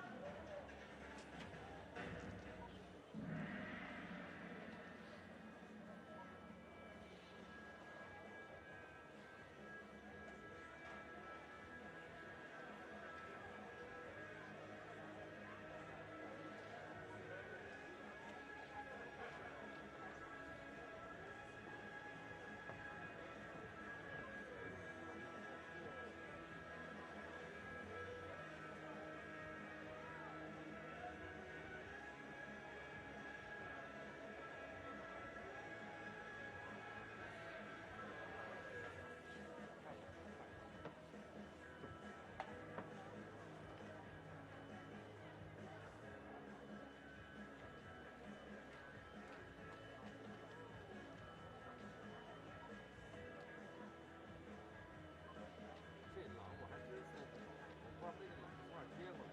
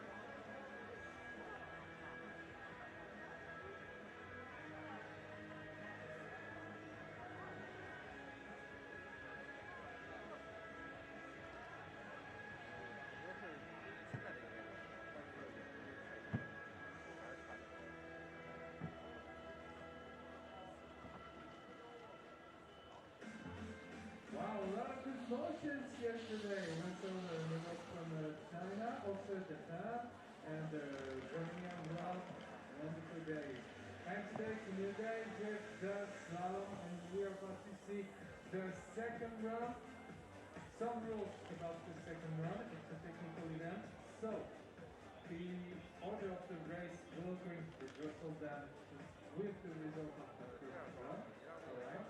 And all the people who got the event, obviously they will not compete on the second. Okay, I know. I will share this detail to other people.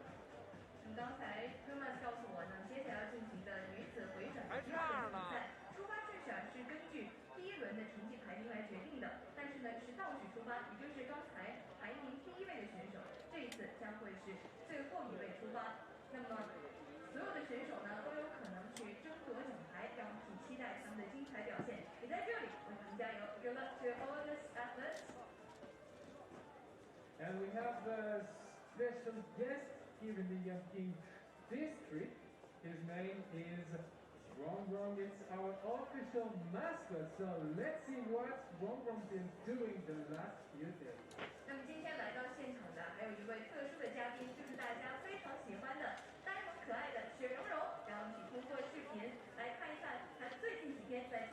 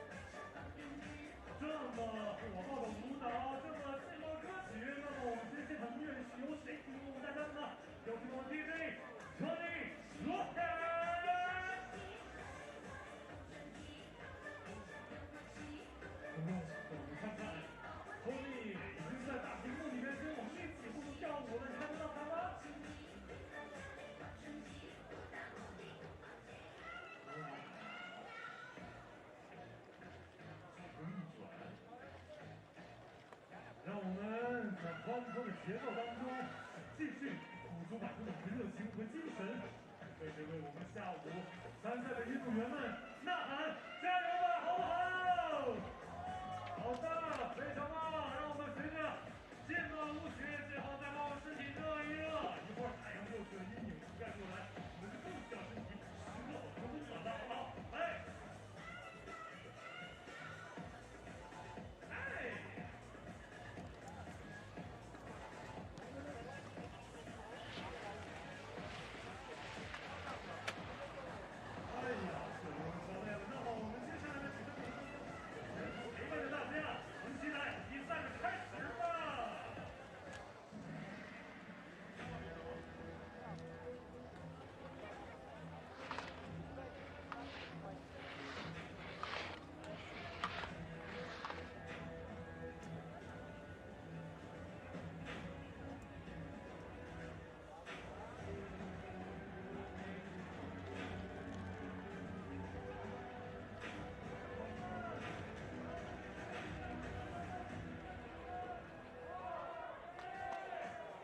Ladies and gentlemen, we are back here and live to the World Paralympic Winter Games, Beijing 2022.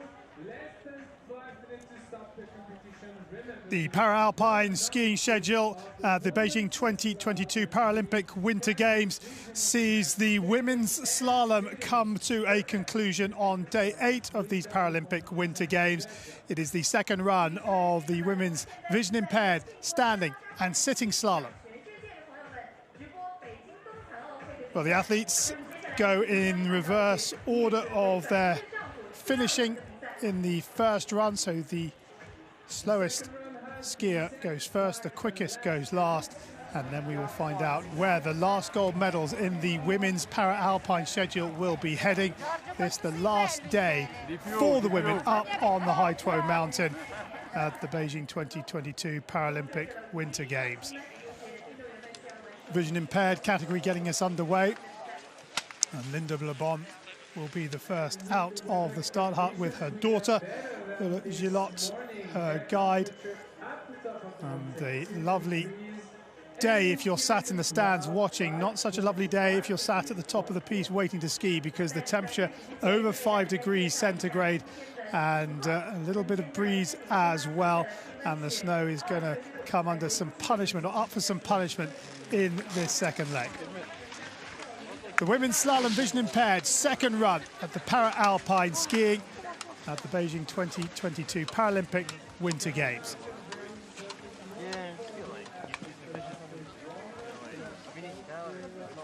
Coaches and support staff and supporters gathered at the bottom of the track as we look at the start list for the vision impaired race.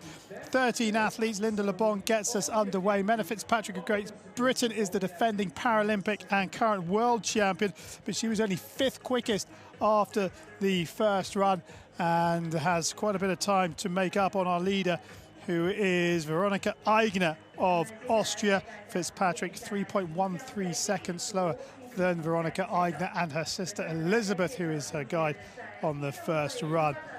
Eigner looking for back-to-back gold medals in the technical disciplines.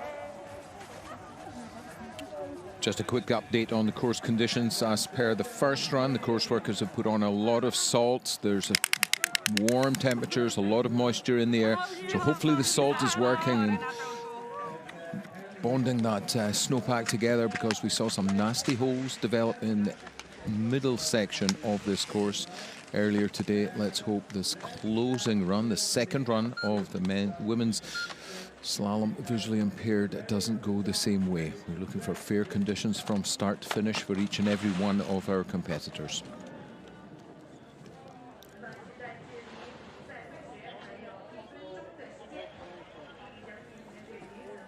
Nervous moments for Linda Le Bon of Belgium as she gets ready to get this race underway.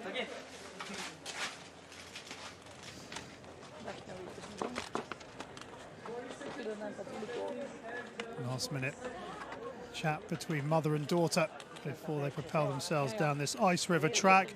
180 meters vertical drop. They're starting at 1600 meters, 1680. Finish area at 1500. And the pattern gates set by Lasse Eriksson, the Swedish coach. 51 gates, 50 turning gates, so that double gate on the left ski turn into the finishing pitch. And the wanders across, somewhere about to get underway.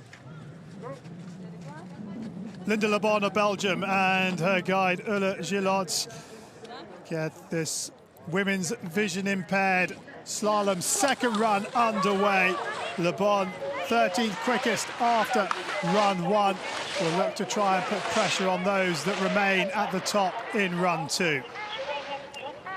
Guide just has to keep this first few turns settled. We can see a very solid, smooth snowpack, so a good opportunity for the Belgian pair to build the momentum in these early turns.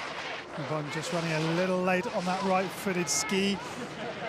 Lasse Eriksson of Sweden setting this alternate pattern of red and blue gates, and Le Bon into the pattern as she hits the second steep pitch. Another couple of combinations here, a hairpin into a pretty wide series of 4 or 5 open gates. And here is the finishing pitch. Over to skiers left on run 2. Real right leg dominant section of the course. There's quite a traverse as the course setter has brought us from the left over to the right. And Le Bon is across the line and sets the time at 1:50.1. Good skiing from Linda Le Bon of Belgium.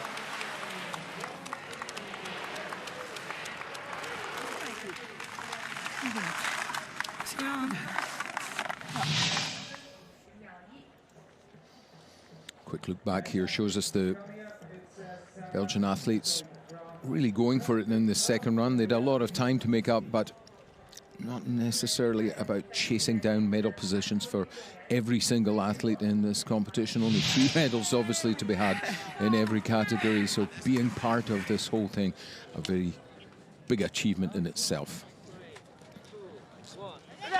Sarah Choi of Korea and her guide Kim Yoo-seong underway in the second run of the women's slalom vision impaired, and Choi with just over 3/4 of a second in hand over Linda Le Bon, our current leader from run 1. And Choi setting off at a good pace. And once again, as we've seen throughout, her guide Kim getting a little bit far in front, but just checks himself. Yeah, distance management is one of the key elements of the skill of guiding a visually impaired skier. You must stay close enough to the athlete to ensure they have as much of a visual cue as they possibly can. The main cues coming through the radio headsets between the guide and the athlete. Here they come on to the final pitch. And the green light has increased to nearly a second, and this is good confident skiing from young Sarah Choi, just 18 years of age, in her first Paralympic Winter Games.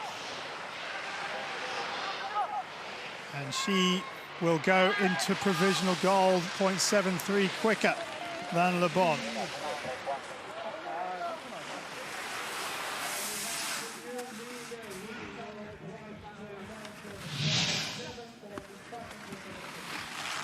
Yeah, the youngster doing a good job on the top there. Bit of pole plant action might have helped the execution get a bit more pressure over that outside ski, but all in all, solid run from the youngster. Great experience for the future.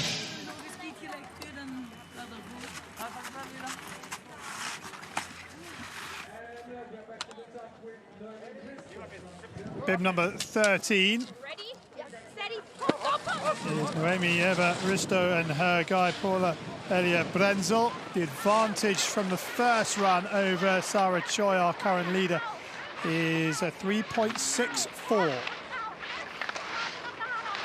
A much more aggressive, punchier run from the German pair. I know they weren't happy with their time in the first run, and that's a little more like it at the top splits.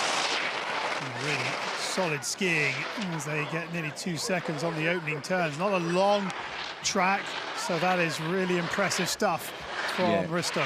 Very much the sprint discipline is slalom, and today especially it's a very short course compared to, say, World Cup or World Championship standards, but it just means there's very little room for them to make up time. They have to take every chance they can.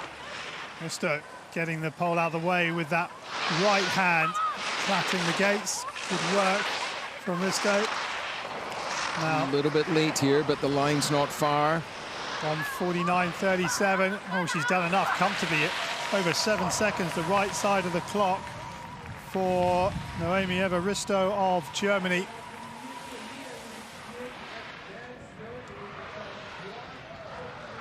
Yeah, the Germans happy with their efforts there in the finish line. Looking back up at our slow-mo pictures, yeah, more aggression, more power, more pressure on the skis from Noemi Ristau in this second run. Perhaps just left her challenge a little bit too late, though.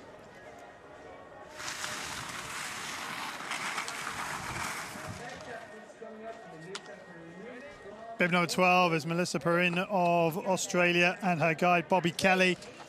4th Paralympic Winter Games, and Kelly almost making a hash of the start, but they're away this time with 0.73 in the bank from run 1 over our leader Risto of Germany.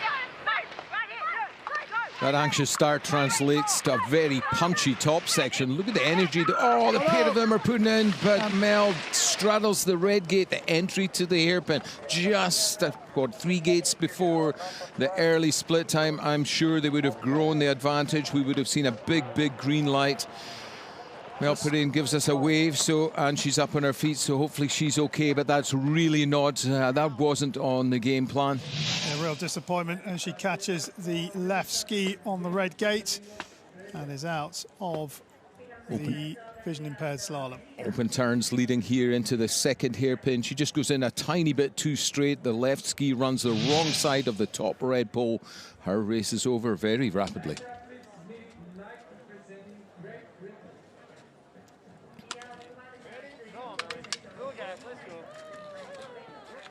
Millie Knight of Great Britain and her guide Brett Wild on track, 1.34 seconds quicker than Noemi Evaristo of Germany, our current leader after the first run, and Knight and Wild into the rhythm of this pattern. Let's go, says Brett Knight. Good advice, good connection, good guiding, good skiing by Knight as she comes past the first split time. Deficit still green, but now just over a second. Not quite so quick from foot to foot by my judgment through here. She does have a lot in hand, though, so she just needs to dig deep and keep it going. She's coming to the main pitch now. Needs to try to find some speed on these closing gates. It's dropped now to just over 2/3 of a second. Brett Wild encouraging Millie Knight all the way down this final pitch, but is it enough? 1:42.34, yes it is. She skis it well to take the lead and find 0.2 of a second. Good finishing turns from Millie Knight.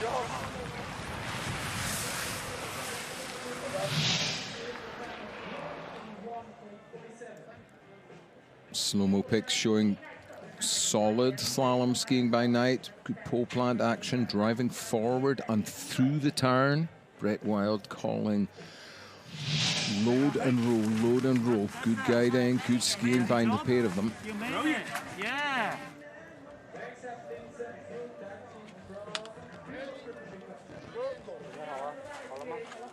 Zhu Da King and her guide Yan Han Han with 0.31 of a second over our current leader Millie Knight. That advantage coming from run 1. Another pair who we saw not manage the distance particularly well earlier on, and I think the coaches maybe had a quick word about this because so far Chinese pairing haven't really put a foot wrong. Quick early turns, but they seem to have backed off the pace ever so slightly here. They've lost a little bit of that advantage. It's just under a quarter of a second, and then the error from Zhu just got the weight all wrong, and there was no way back for her. And Zhu Daking, a nervous moment for her, but she's on her feet, but she's out. Oh, that's disappointing, obviously. And just, again, slalom punishes the very smallest of errors in, well, just in a heartbeat. She only got her weight back just for a fraction of a second, but it was too much ultimately in the end. Chiara Mazzal and Fabrizio Casal, her guide, out on track, looking to try and chase down Millie Knight of Great Britain. She's got nearly a second in hand on Knight from the first run. And again, real close contact between the Italian pair. Yeah, an amazing connection. These two, they grow their advantage to 1.76 and keeping it nice and calm here. Solid skiing. They're not trying to be too ambitious, just letting the legs and letting the skis do the main part of the work and maintaining that connection over the audio headset. It's not a radio headset this pair use. And very close skiing. They don't want to get any closer than they are right now, though, I have to say. Well, they've extended the lead, though, by a lot to over 2 seconds. Casal and Mazzal in tandem, in unison, are skiing really nicely down this finishing pitch. This is the tricky vertical section which she's done, and across the line, great skiing from Mazzal as she goes into top spot by 1.87 seconds. Well, this pair, they make me hold my breath watching them. They're so close together. Look at that, 30, 40 centimeters at the most between the tips of the athlete's skis and her guy just ahead of her. Great work from the pair of them, though, I have to say.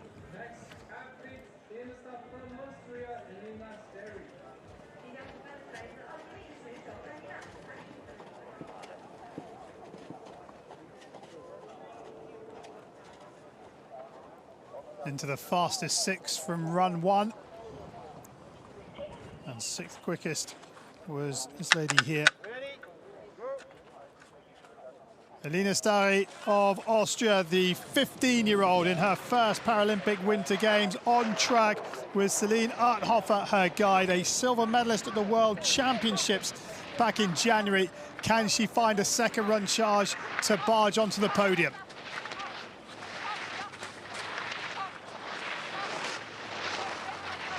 Advantage extended to just under a second. I'm just listening to the communication here between guide and skier, calling the rhythm. It's like a metronome ticking along there to keep that pendulum swinging from side to side. Very good work. They're not quite as quick from foot to foot through this part, though. And as a result, the green light drops to just under 6/10, and Stari in the back seat, but gets it back in the flash. Yeah, good recovery. She needs to make sure she drives her knee forward as she comes round these turns, particularly this red gate. Safely home, I think. Lovely work through the verticale, and as a result, picks up a lot of time on that final pitch to lead by 1.76 seconds.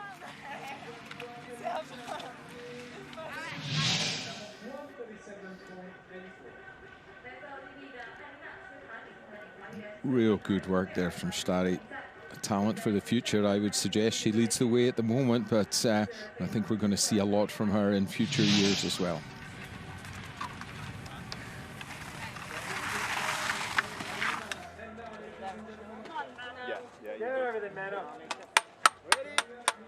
The defending Paralympic champion, the reigning world champion in women's slalom vision impaired, Menna Fitzpatrick from Great Britain, on track with her guide Gary Smith. And Fitzpatrick has to lay it all on the line here if she wants to defend her title. Real punchy top section from the British pair. Call and response from the guide and the athlete calling back saying, yeah, I'm ready to go, keep it moving, keep going forward. Good top section. Yeah, they extend their advantage as well through those opening turns. Next split time not far away. The distance growing here a little. Gary has to be a bit careful. He doesn't leave men any further behind. They're back together as the turns flatten out. Here is that second split, and it's 1.39. They continue to really push it on this second run, as they had to. Great. Really good, strong skiing. If she's to have any chance of getting towards the podium, she needs to ski like this all the way to the line. 1:37.84, and she's in by over a second. Fitzpatrick goes top of the pile for the time being, and now it's a waiting game with 4 to come.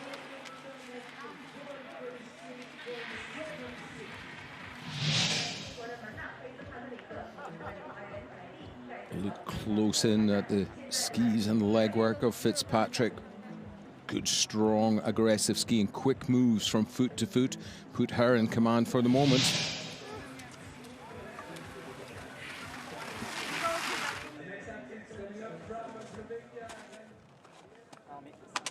Ready? Go.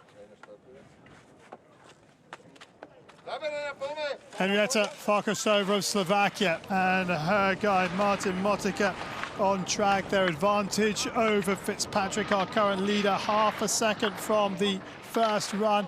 An 11-time Paralympic champion, a 17-time world champion.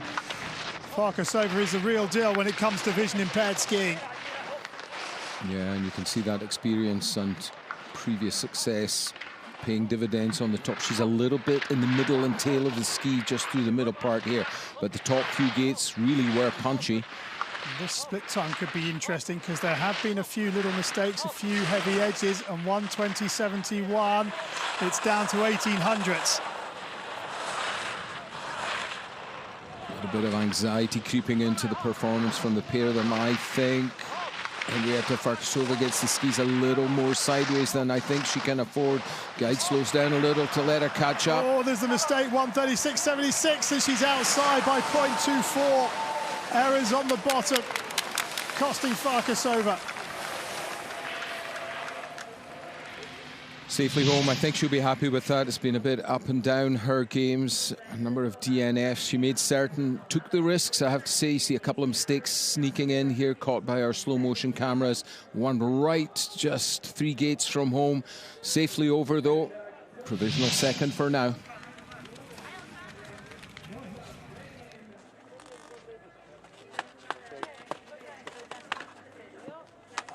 Ready? Alexandra Rexova and her guide Eva Trachikova from Slovakia on course, 0.87 seconds of a second. Her advantage over Menna Fitzpatrick, our current leader in the second run of the women's slalom vision impaired. Now, Farkasova, her teammate, a B3 skier. Rexova on screen with 80.90 factor time.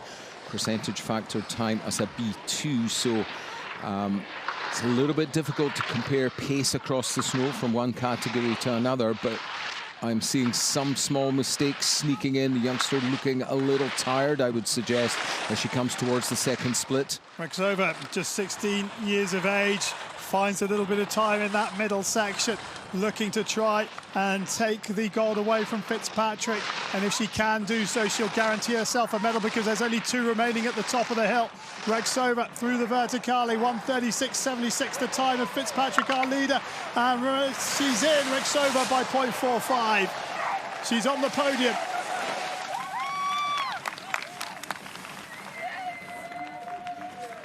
I don't know if she's shocked, surprised, but certainly delighted now that it sinks in that she leads the way.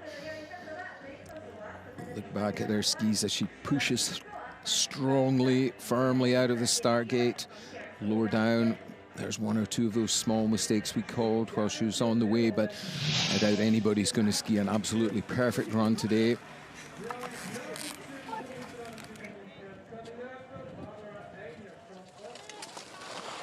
Barbara Eigner and her guide Clara Sikora out on track, and the Austrian pairing looking to try and overtake Alexandra Rexova of Slovakia, who leads the way currently. A healthy advantage of 1.27 seconds, and that grows to 2.08 as Eigner, the 16-year-old, goes to work. Yeah, performance showing maturity beyond those fairly tender years. I would suggest a lot of pressure on this young lady's shoulders. Coming in here knowing that she can medal. They're skiing solidly, they're skiing quickly, but it's pretty much risk managed and error free as far as I can tell. 2.21 now, the right side of the clock, trying to lay the pressure down to the fastest skier from the first run, who is older sister Veronica. And Barbara Eigner through the last verticale section, looking to get the better of Rexova, which she does do, and sets a time of 1:33.24. Yeah, an incredibly well-measured run. That's very impressive stuff in terms of their tactical approach. They knew what they had in the bank in terms of the time advantage from the first run. And look at this. It looks, I wouldn't say like a training run, but she's skiing with something in reserve there, just making certain that she's going to make it solidly to the finish. Very strong, very good tactical skiing by the Austrians.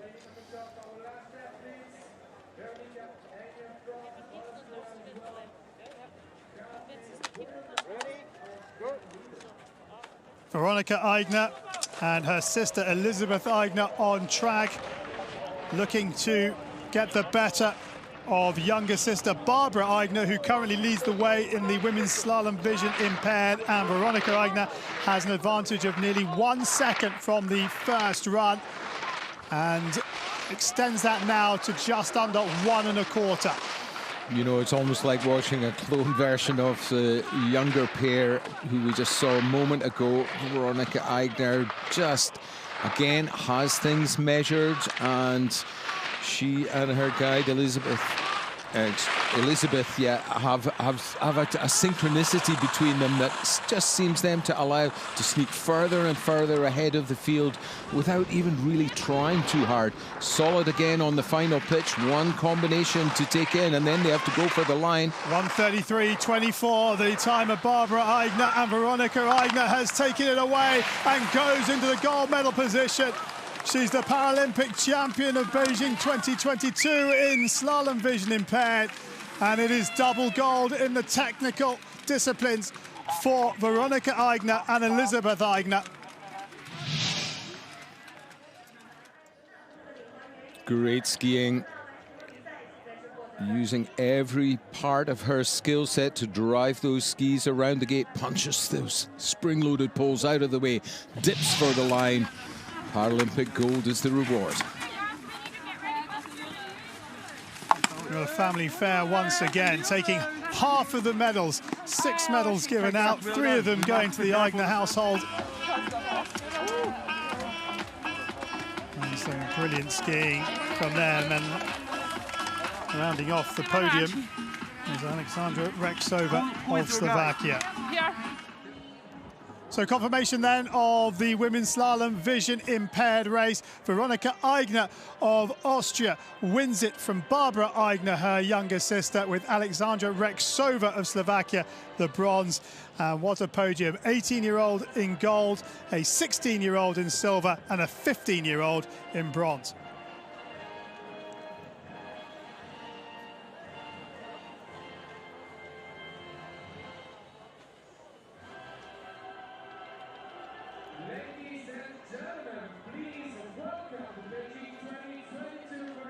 So the recognition ceremony for the women's slalom vision impaired. And a remarkable race to bring down the curtain on the women's vision impaired skiing at the Beijing 2022 Paralympic Winter Games. Led out by Alexandra Rexova of Slovakia.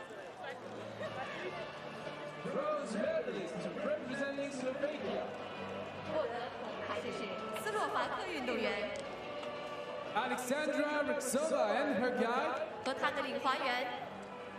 Eva Vlasikova. And Rexova, her second medal of these Paralympic Winter Games, to go with the silver in Super G.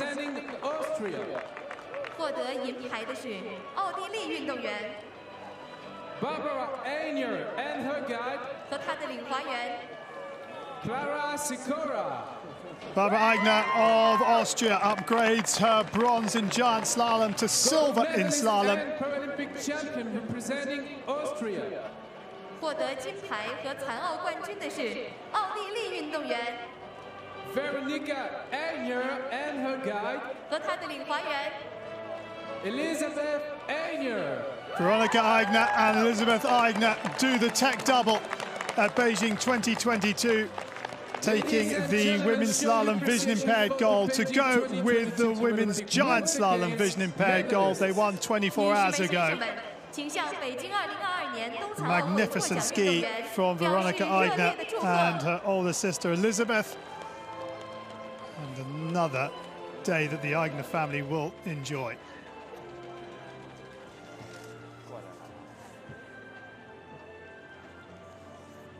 The women's slalom standing second run to decide the penultimate gold medal in the women's para-alpine schedule for these Beijing 2022 Paralympic Winter Games.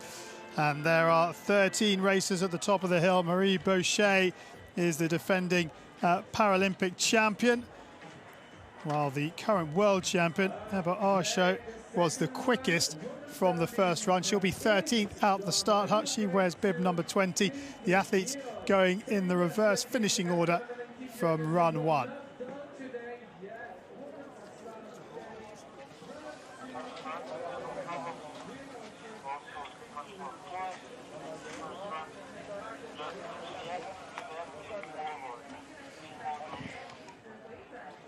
So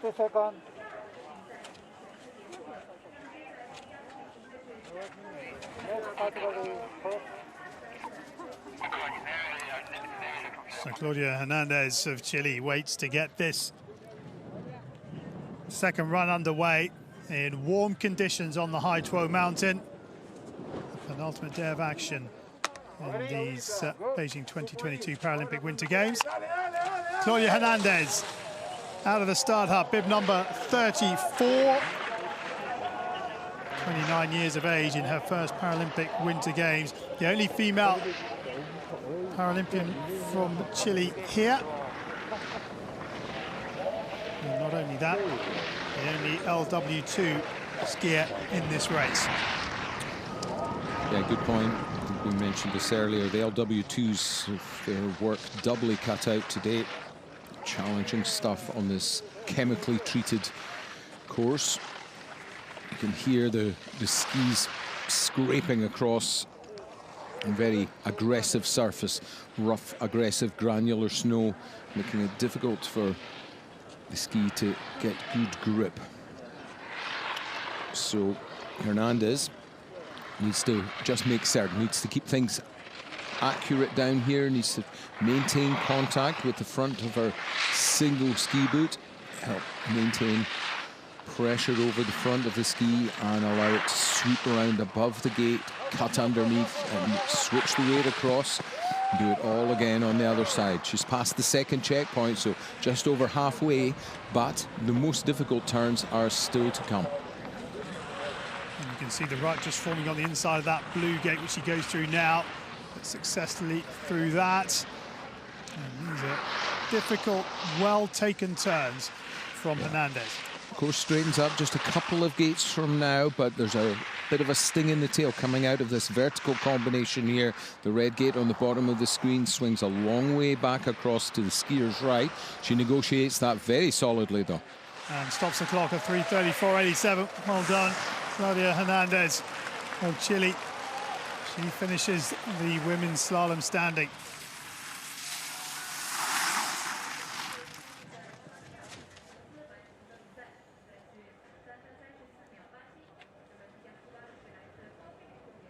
Profile of Ilma Kacic from Bosnia-Herzegovina, and she waits to put down her second run. Ready, go. Ilma Kacic of Bosnia-Herzegovina on track, bib number 35. And Kacic, just 23 years of age. Yeah, another one of our athletes who you could say at the back of the pack in this second run, but deserve our respect for their efforts here. Ilma, as her condition. She skis this on LW3. She's got quite a generous factor. You can see there in the bottom right of the screen, 87.62. She's got so little physical strength. Again, it means she's a skier that can ill afford any technical mistakes because she has very little chance of recovering from them. And this course, once again, I have to say, the sting is right in the tail. 3-4 gates from home are the trickiest turns. It's hard work all the way down, but as the course steepens and the pace gets faster and faster, just within sight of the line, but that was a concentration error from the young lady from Bosnia-Herzegovina, and that's a shame. Her race is run. Just coming onto that final pitch, she misjudged the direction she required for the next left foot turn. That was it, just got caught just on the tails. Down she goes very rapidly. Let's hope she's okay. She's lying there probably winded, and get her a bit of assistance. Crossworker comes across now of the 23-year-old who is in her third Paralympic Winter Games. Can you believe? And the athlete, a female athlete from Bosnia-Herzegovina here, is out of the second run. Disappointment for Katic. The good news is we're running what we call full intervals here. We're not starting another skier until the prior skier has made it safely across the finish line. So no danger from a following racer, as there might be in some of the other busier categories. Good to see Katic on her feet. She should make it safely to the bottom from there, and we'll be getting things back underway here as we have a quick look at the start area. We should be getting things underway again in just a few short moments.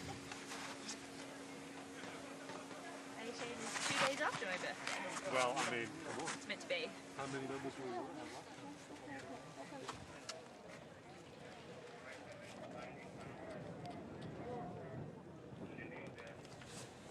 The next athlete to challenge will be Wang Qingyun.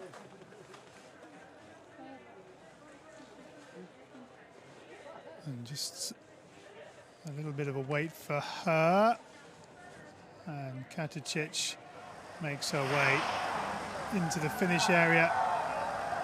And we'll be able to get the race back underway. Come on, Mimi, right? Come on, stay up, huh? Ready? Go. Wang Qingyun of the People's Republic of China on track. And Wang will look to try and lay down a solid second run. It will be her last appearance at her home Paralympic Winter Games.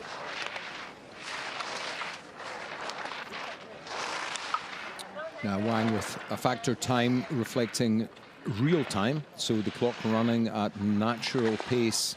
Every second you see ticking by on the clock is a real second.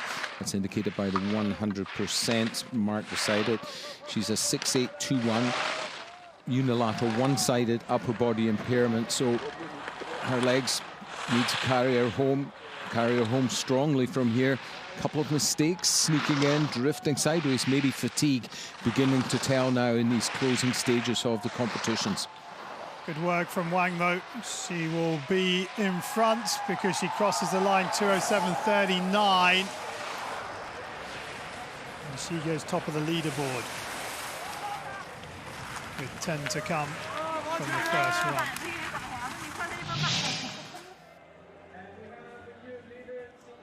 Quick look higher up here. Yeah, one or two of these turns just look to me as if she's starting to run out of energy. It's been a long, demanding few days on the competition hill for each and every one of our Paralympic Alpine skiers. That's been for sure.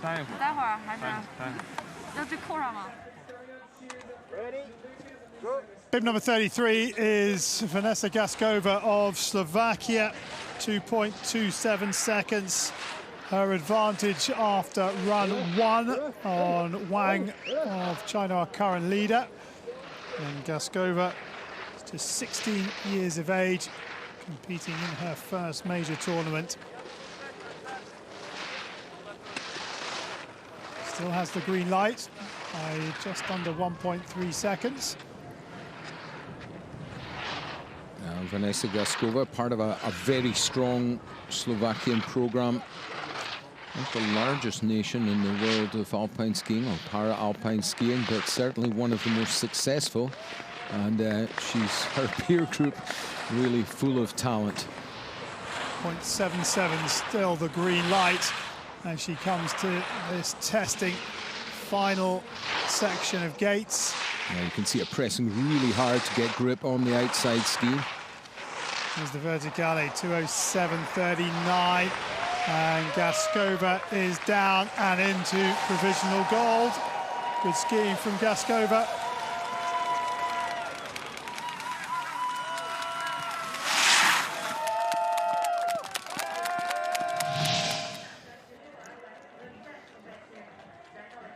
Well, that will lift the spirit to have the welcoming committee in the finishing area. Yes, I was saying she's in pretty good company. A lot of skills and a lot of medal winners in the Slovakian team. Yeah, she's in very good company down there.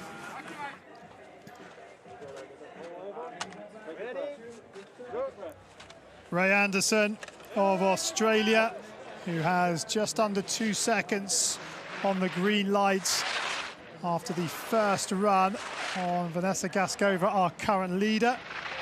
And Anderson, 25 years of age in her first Paralympic Winter Games, is doing a good solid job on these top turns and gets the reward with an extension of the green light. Oh, and then gets caught in the back seat, but not out of the track, but very late in the line. Yeah, this middle section of the hill is really deceptive. Our camera angles don't really present the steepness as such as it really is. It's very steep where she is just now. It flattens off a little here, but those sections up above, again, you have to be certain of where you set the edge, certain of the direction. Well, Anderson may have had some mistakes, but she's still got an increased green light at the second split because she's managing to keep the pace there. Yeah, factoring of the time, doing exactly what it should, leveling things out a little across the field. Nicely done through the verticale from Anderson, and she has a big lead over Gaskova, up to 6.38. Good skiing from the Australian. Gasping for breath, still manages a smile though in the finish area. She's given it her all.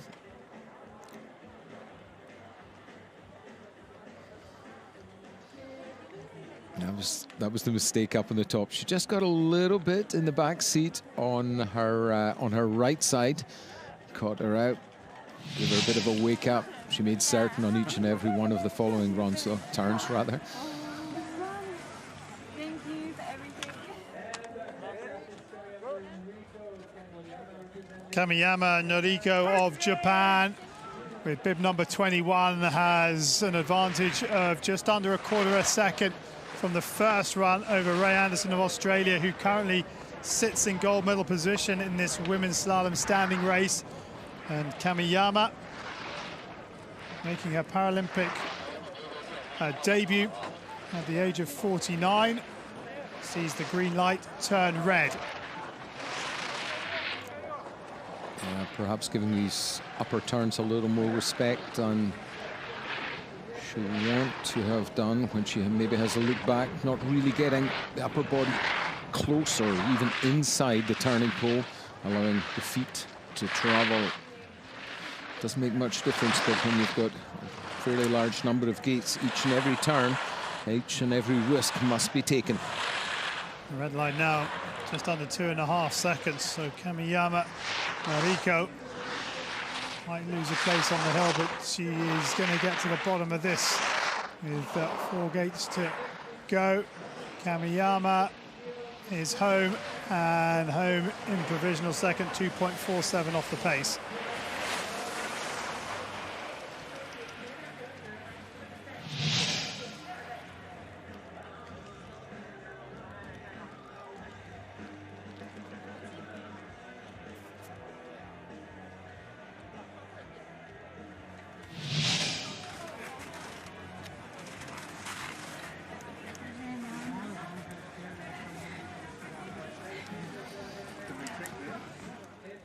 Bib number 30, next athlete out of the start hut.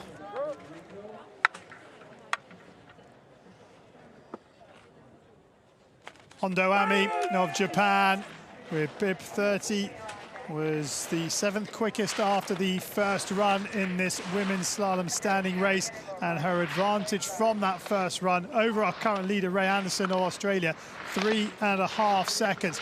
But Hondo Ami is really attacking this second set of gates, but loses just a little bit of time as she gets pushed into the back seat, but then drives herself forward to retain control. Yeah, good recoveries. She can't afford too many of those, because even though she made that recovery very rapidly indeed, these small mistakes do add up. These are better turns as she comes to the second split. 2.41 now, the advantage. So all the while, it's getting a little less, but still has plenty in the bank maybe, and there's another mistake.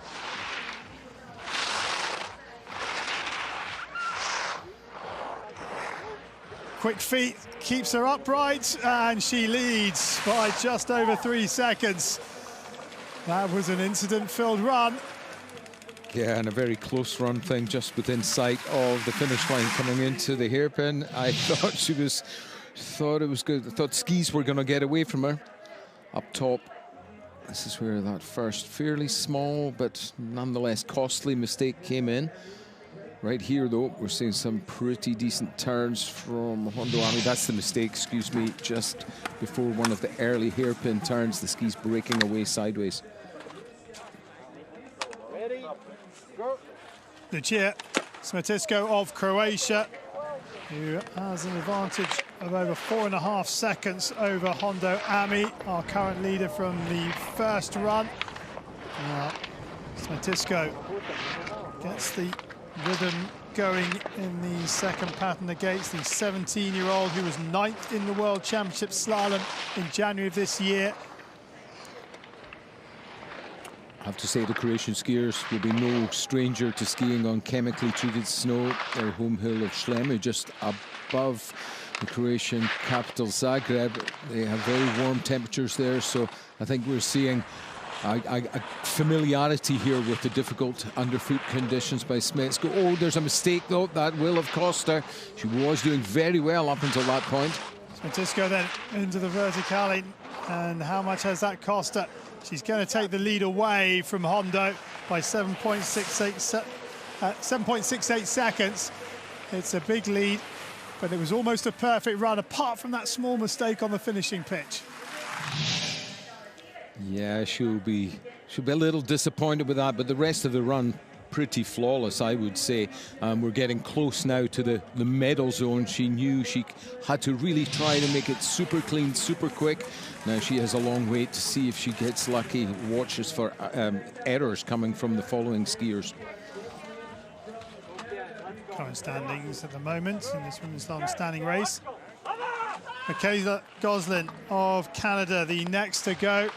Her advantage over our current leader is 1.81 from the first run. That's Smetisko of Croatia, who's currently in gold medal position.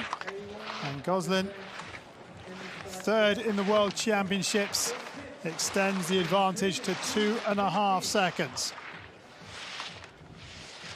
Strong and smooth top turns from Goslin. Nice and early here, but doesn't quite stay on top of it in that hairpin. That 2 vertical gates set straight down the fall line. There was a bit more time to be had there, but she didn't find the advantage. 2.4, green light over Smetisko of Croatia. Keeping it clean here on the closing turns down this final pitch. Good turns from Goslin to round it off, and she goes into top spot. 1:46.87, the next best time.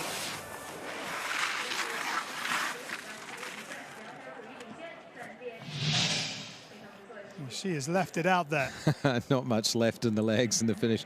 You can see why, you know, if you watch the skis closely, they're bumping and chattering around. Hard to stay on top of the action. 3 or 4 goes for the ski to take a bite to make every turn. Adjustments and recoveries having to be made in more or less every single gate. Ready, go. Marie Boucher of France, the defending Paralympic champion, is on track and is going to have to... Oh no, she's out. That's a real disappointment for Boucher, who hasn't had the best of meets in Beijing, and her 2022 Paralympic Winter Games comes to a premature end as she gets caught on the inside.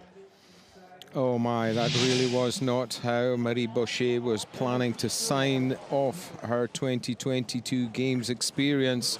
What a disappointment for the very experienced, very competitive Frenchwoman.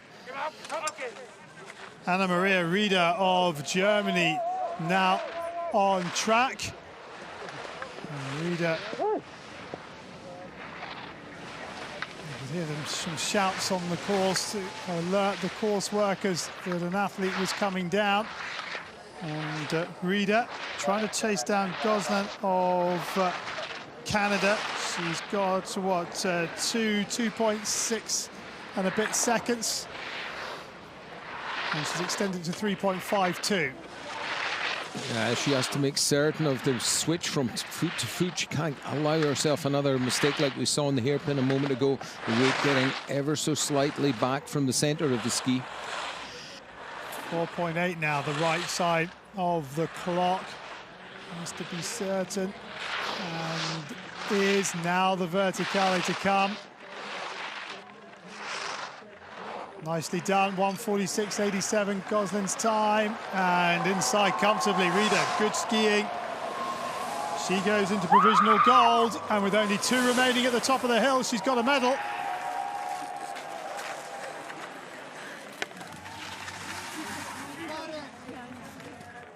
Let's have a quick look back at the young German skiing. Anna-Maria Rieder doing a good job, doing plenty up in this middle part. 1 or 2 small errors as we spotted. There's another one there, but makes the recovery. And that was on to her less strong side, so a lot of determination playing its part in bringing her home and bringing her home into the lead for the moment. Zhang Mengqiu from the People's Republic of China has a 1.2 second lead from the first run in this women's slalom standing over Anna-Maria Rieder of Germany, who currently leads. Now, Zhang, who's had an excellent competition in Beijing, looking for yet another medal. She was doing a good job of releasing the edge. She's steering very strongly in the early and middle part of the turn, but also managing to release the edge. We saw one small mistake. We've got another checkpoint to see what damage that has done. Another small check there to keep her online, but otherwise pretty good. 2.31 now the lead for Zhang, who's looking for a 5th medal in 5 races here in Beijing. Legs are looking just a little battle weary, I would say. Here comes the line though. And she's home, and she gets herself another medal. She's into top spot for the time being. 3.1 quicker than Rieder of Germany.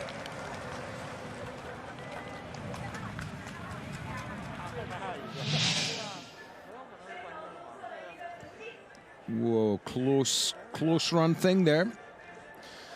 A recovery, but it was very close to being right out of the course. So Zhang measuring this well, start to finish, and well, into the medal zone, no doubt about that.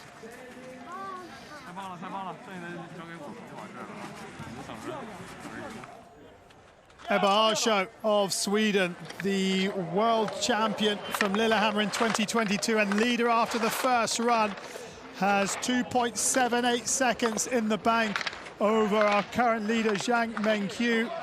And Arsho, well, on full-out attack, extends it to 3.91, but she's just got to make sure of this. Yeah, she needs to understand that she has enough in the bank and then some on top of that, but, well... That was very, very close. Yeah, she's just on the absolute limit. Look at the gap, though. It's up to 5 seconds, and it's about race management from here for Arsho as she then gets pushed in the backseat once more. Reaches forward with those ski poles to get her out of trouble. This is a strong finish. 1:37.4, and she is the Paralympic Winter Games champion. She adds the gold medal to the World Championship in Lillehammer of this year, and Ebba Arsho picks up her 2nd gold of Beijing 2022. Spectacular stuff from our Swedish Paralympic slalom champion here. What a run by Ebba Arsho to close this one out for her. Almost flawless technique, and the tactics, well, they were risky, but ultimately she gets the reward from that. It's gold medal to Sweden. Congratulations in the stands, Arsho, with a really strong run. Confirmation of the women's slalom standing results, and Ebba Arsho of Sweden is the Paralympic Winter Games standing champion. Zhang Mengyu of China picking up her fifth medal of the Para-Alpine program, and Anna Maria Rieder of Germany rounds off the podium in third.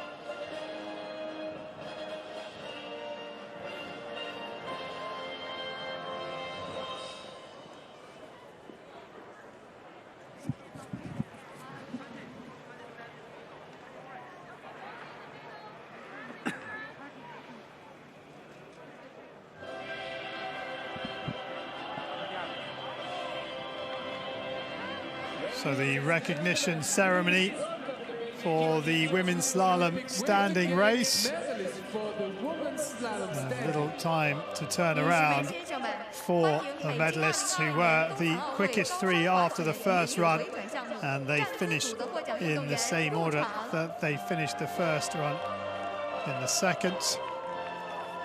And big smiles for Anna Maria Rieder of Germany, who was third in the World Championship Slalom in 2017, but now is on a Paralympic Winter Games podium.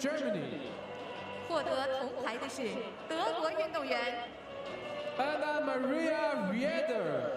And Anna Maria Rieder of Germany wins the bronze medal in the women's slalom standing. Medalist representing People's Republic of China.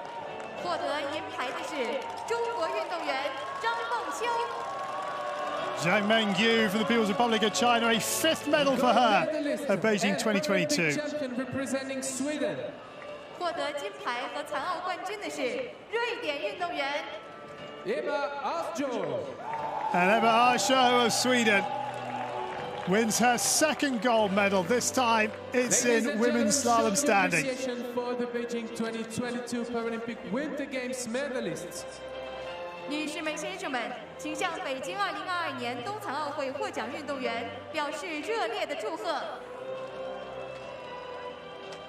The final race of the women's Alpine schedule at Beijing 2022 is the women's slalom sitting, the second run to decide where the gold medal will go.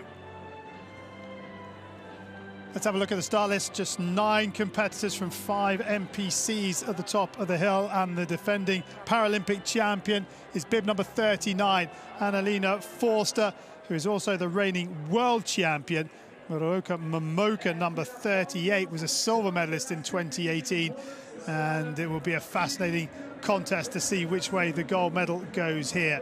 The 9 competitors will go in reverse order from their finishing order in the first run. So Shona Brownlee, who was 9th quickest in the first run, will be first in the second run, and Forster, who was quickest, will be 9th out of the start hut. And the question is, can anybody reel in the German, who has nearly 1.5 seconds over Liu, who was the second quickest?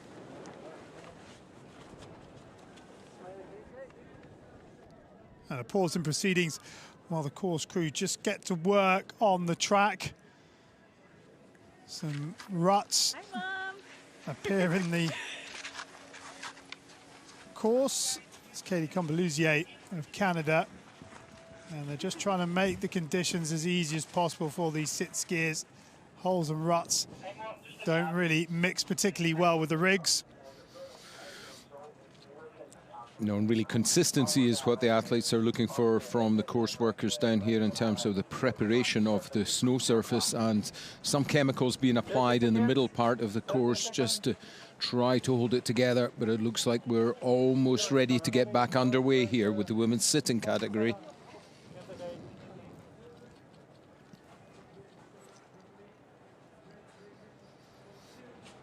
Plenty of communication Up the hill, you can see the wind starting to buffet the netting on the right-hand side, but the wanders across.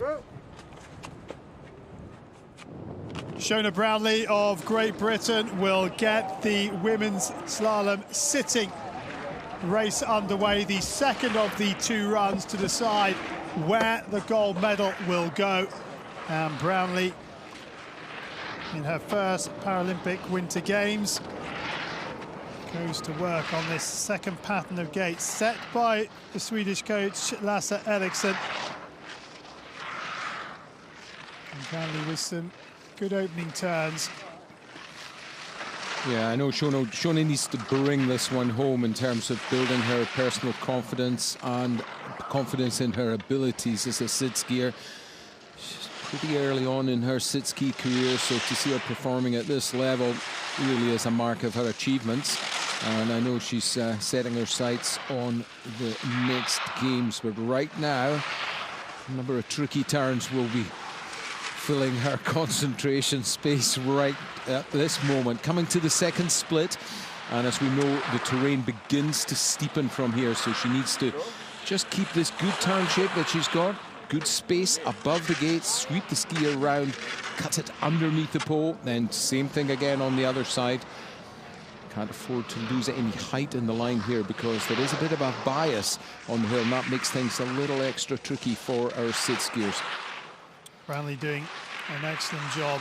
Can be a steep learning curve, the Paralympic Winter Games. Unlike any other event, these athletes will ski, and you learn from one to the other, and Brownlee is down and sets the time.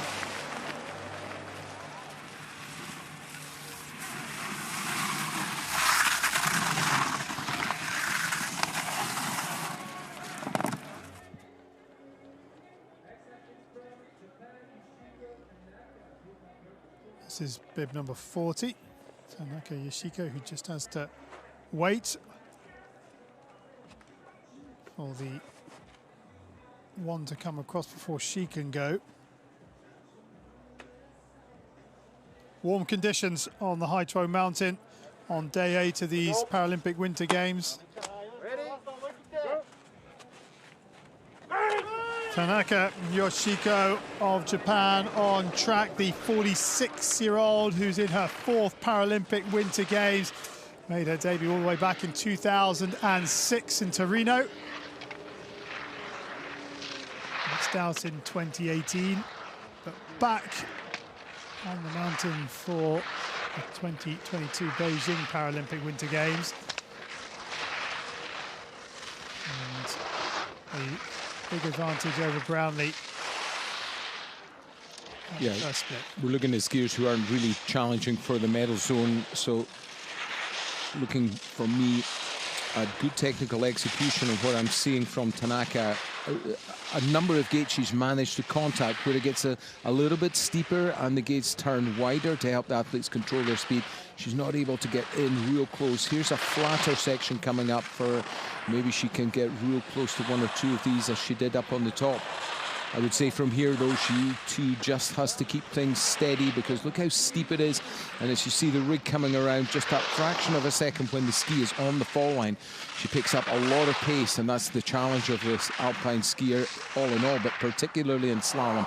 It's managing that accelerative force and trying to deflect the momentum from side to side. And Tanaka down 2:15.93. Moves into the lead with 7 to come from the first run.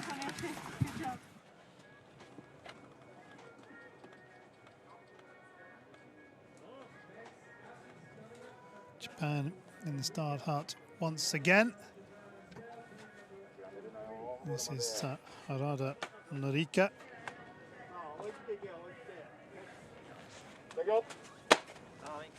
Ready, go. Harada Norika of Japan is next out of the start hut, bib number 43, 39 years of age in her first Paralympic Winter Games. She has an advantage of just under half a second on Tanaka, who's our leader. That advantage coming from the first run, which was raced earlier on day 8.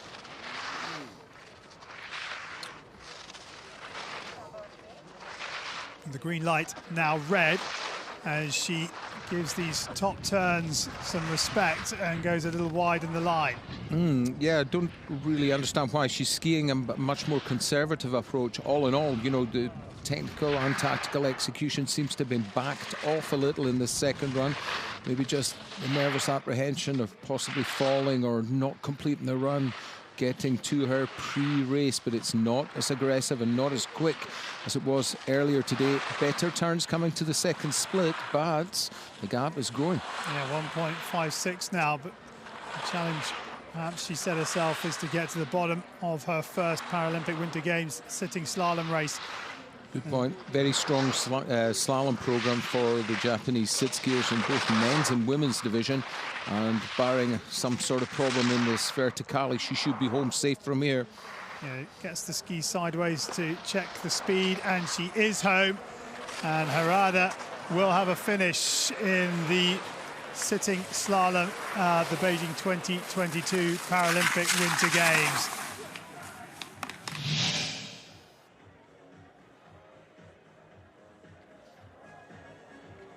Real good close look at Harada's rig there. Suspension system working well, the nose of the rig nodding there as the bumps and ripples are absorbed by the suspension. Start strong, gate to gate, Katie. Elevation, you got this, girl. Let's go, Combo. Katie Combeluzier of Canada next out of the start has just over a second in hand on Tanaka of Japan, our current leader in this second run. And Combeluzier in her first Paralympic Winter Games will look to try and get in front of Tanaka if she can. But difficult with these close gates together. The rig not the most mobile of pieces of kit, but Combeluzier still has the green light.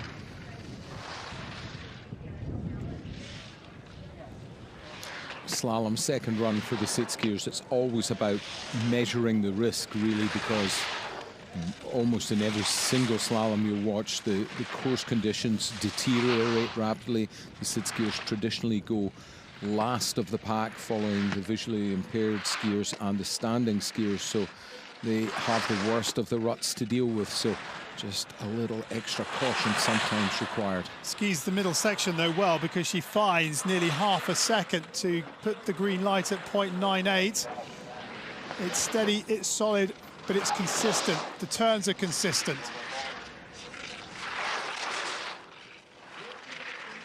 Sweeping wide in these closing turns, a couple of quick sets from edge to edge through the verticale, and now a straight run for the line. 2:15.93, but she just gives the finishing pitch a little bit too much respect, and is 0.45 the wrong side of the clock from her perspective.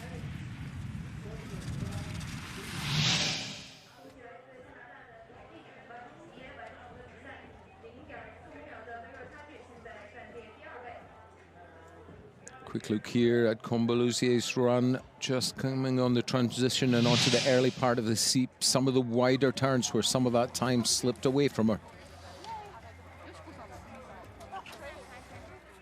Oh, it's only going 45. Back at the top, it's bib number 38, Muroka Momoka of Japan, who was fourth quickest after the first run. Muroka has been on exceptional form on the High Tro Mountain in previous race days. 3 gold medals and 1 silver from her previous 4 races. Looking for a 5th and extending the lead to 21 seconds. Yeah, she may be quite a bit younger than her teammates, but certainly experienced at the top level of competition, and I think that's a big part of what's allowing her to take a much riskier line and a much faster line as a consequence than we've seen from anybody so far in this women's sitting second run of the slalom. Up to 26 seconds now for Muroka, who was third 4 years ago in the slalom race. Now has to be sure of these final turns as she looks to put the pressure on the top. Just a little bit late in these turns as well, so no extra speed made here. but maybe now she can straighten it out early as she exits the verticale. 2:15.93, she's in by 30 seconds. It's a matter of waiting and seeing now, because there are still 4 more to come. Yeah, she knew what she had to do, looked confident right from the get-go. Snow peeling away from underneath the edge of the ski there, indicating the chemicals not really working as well as the race organisers would have hoped, but good enough grip there to put Momoka in the chase.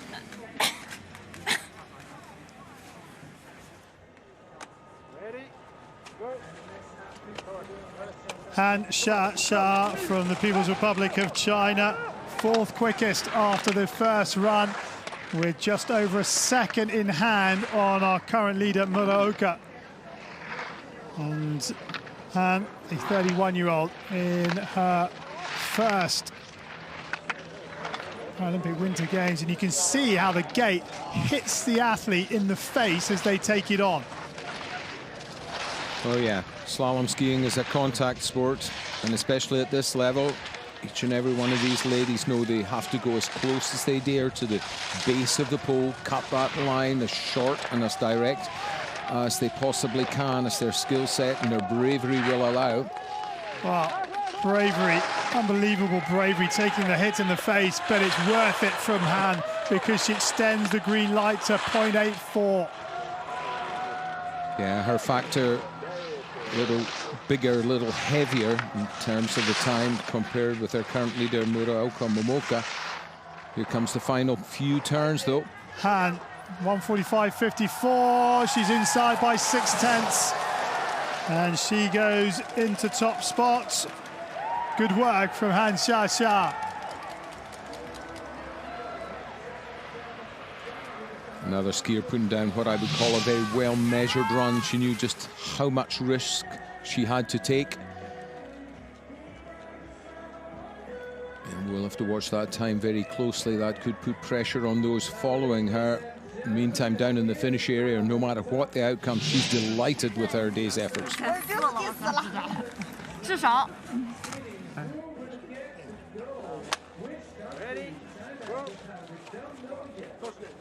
Zhang Wenjing from the People's Republic of China, 3rd quickest after run 1, and has 1.25 seconds from that first run over our current leader Han. And good opening turns from Zhang Wenjing, who looks quick and is quick. Yeah, she's almost a mirror image of her teammate, but just going a little bit straighter and a little bit quicker from edge to edge through these gates. That's where she's gaining the time, the quick release of the edge, and spending a moment longer pointing as straight down the hill as she dares to make speed. Real good risk-taking stuff, but good technical execution also. And the green light now up to 3.3 seconds. Super skiing from Zhang Wenjing as she comes to this finishing pitch. Knows this hill, knows that she has to set up here for the verticale, does it more or less millimeter perfect. 1:44.94, yes, that's an excellent ski from Zhang. She doesn't even have to look at the scoreboard to know that was quick. She lifted her arms up as soon as she crossed the line because she felt it was quick, and it was quick.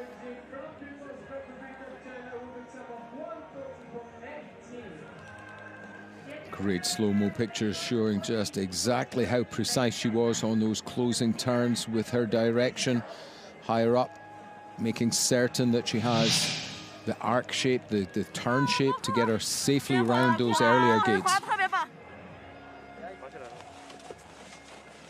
Last words of encouragement for Liu Sitong from the People's Republic of China. Liu Sitong from the People's Republic of China, 2nd quickest after the first run, has 1.15 seconds of an advantage over Zhang Wenjing, her teammate from that first run. And Liu, well, she was disappointed with her skiing on day 7, felt she didn't deal with the pressure of the giant slalom, and has the green light, or sees the green light cut a little further to 8/10. Just a tiny bit late with the line here, but keeps the work rate up, keeps that ski arcing from gate to gate, straightens it up here a little, gets high again for the following turns, manages to dig herself out of the hole, as it were. And she got bumped in that hole, and as a result, it isn't as quick, it isn't as clean, and the green light is now red. Slightly heavy edge sets here as well. She's again just a little low in the line, and she's having to do a bit more work below the gate than she can afford. Liu Sitong, it hasn't been her quickest, but is it quick enough? No, she goes into silver medal position. 1.13 off the pace. She knows she's got herself another medal because there's only one left at the top of the hill. But she wasn't as quick or as clean as her teammate. Incredibly competitive, incredibly strong team, fielded by the host nation. One or two small errors though on home snow, and at this level of competition, those will make the difference. So China 1, 2 and 3 in this women's slalom sitting race, with just one remaining at the top of the hill.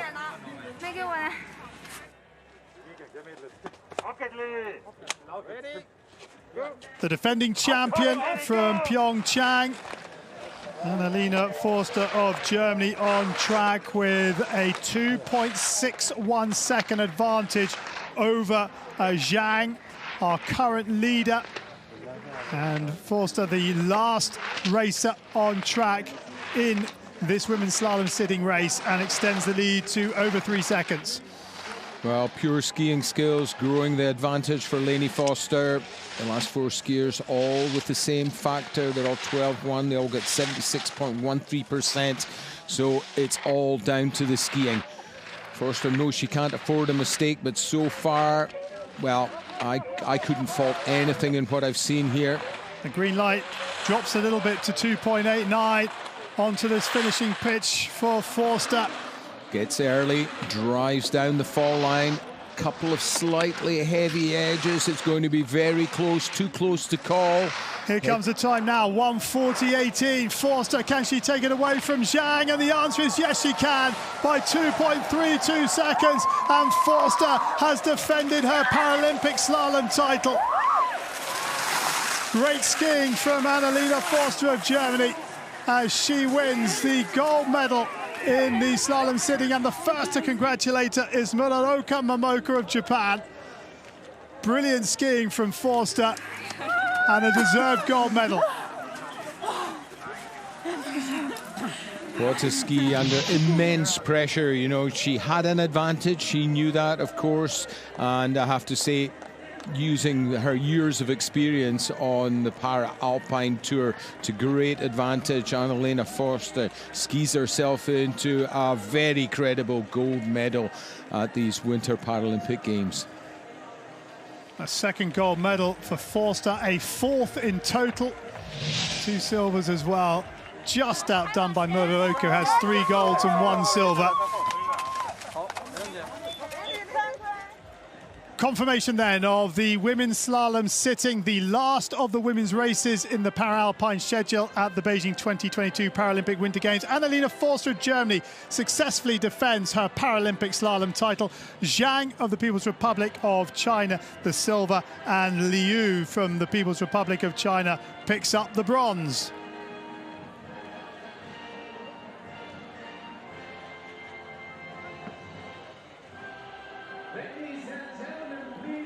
So the recognition ceremony for the women's slalom sitting race. From the women's slalom sitting. The last recognition ceremony for the women at the Para-Alpine skiing. And China ending on a high. The athletes picking up their medals later on day 8 in the Yanxing Paralympic Medal Plaza down the bottom of the hill.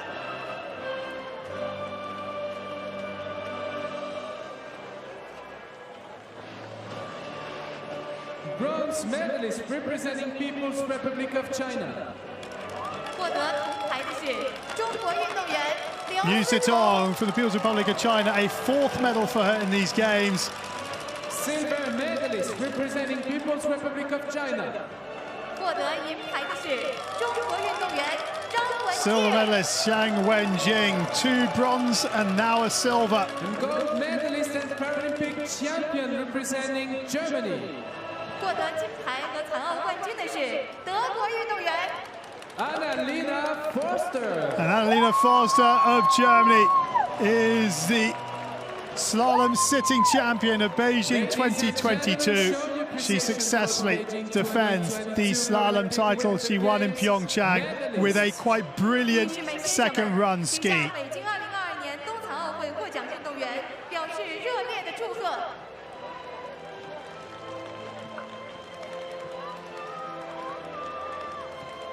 So that brings down the curtain on the women's para-alpine skiing schedule at Beijing 2022. And what 8 days of competition we have had on the Hai Tuo mountain. And it ends with huge success for Germany in the sitting category.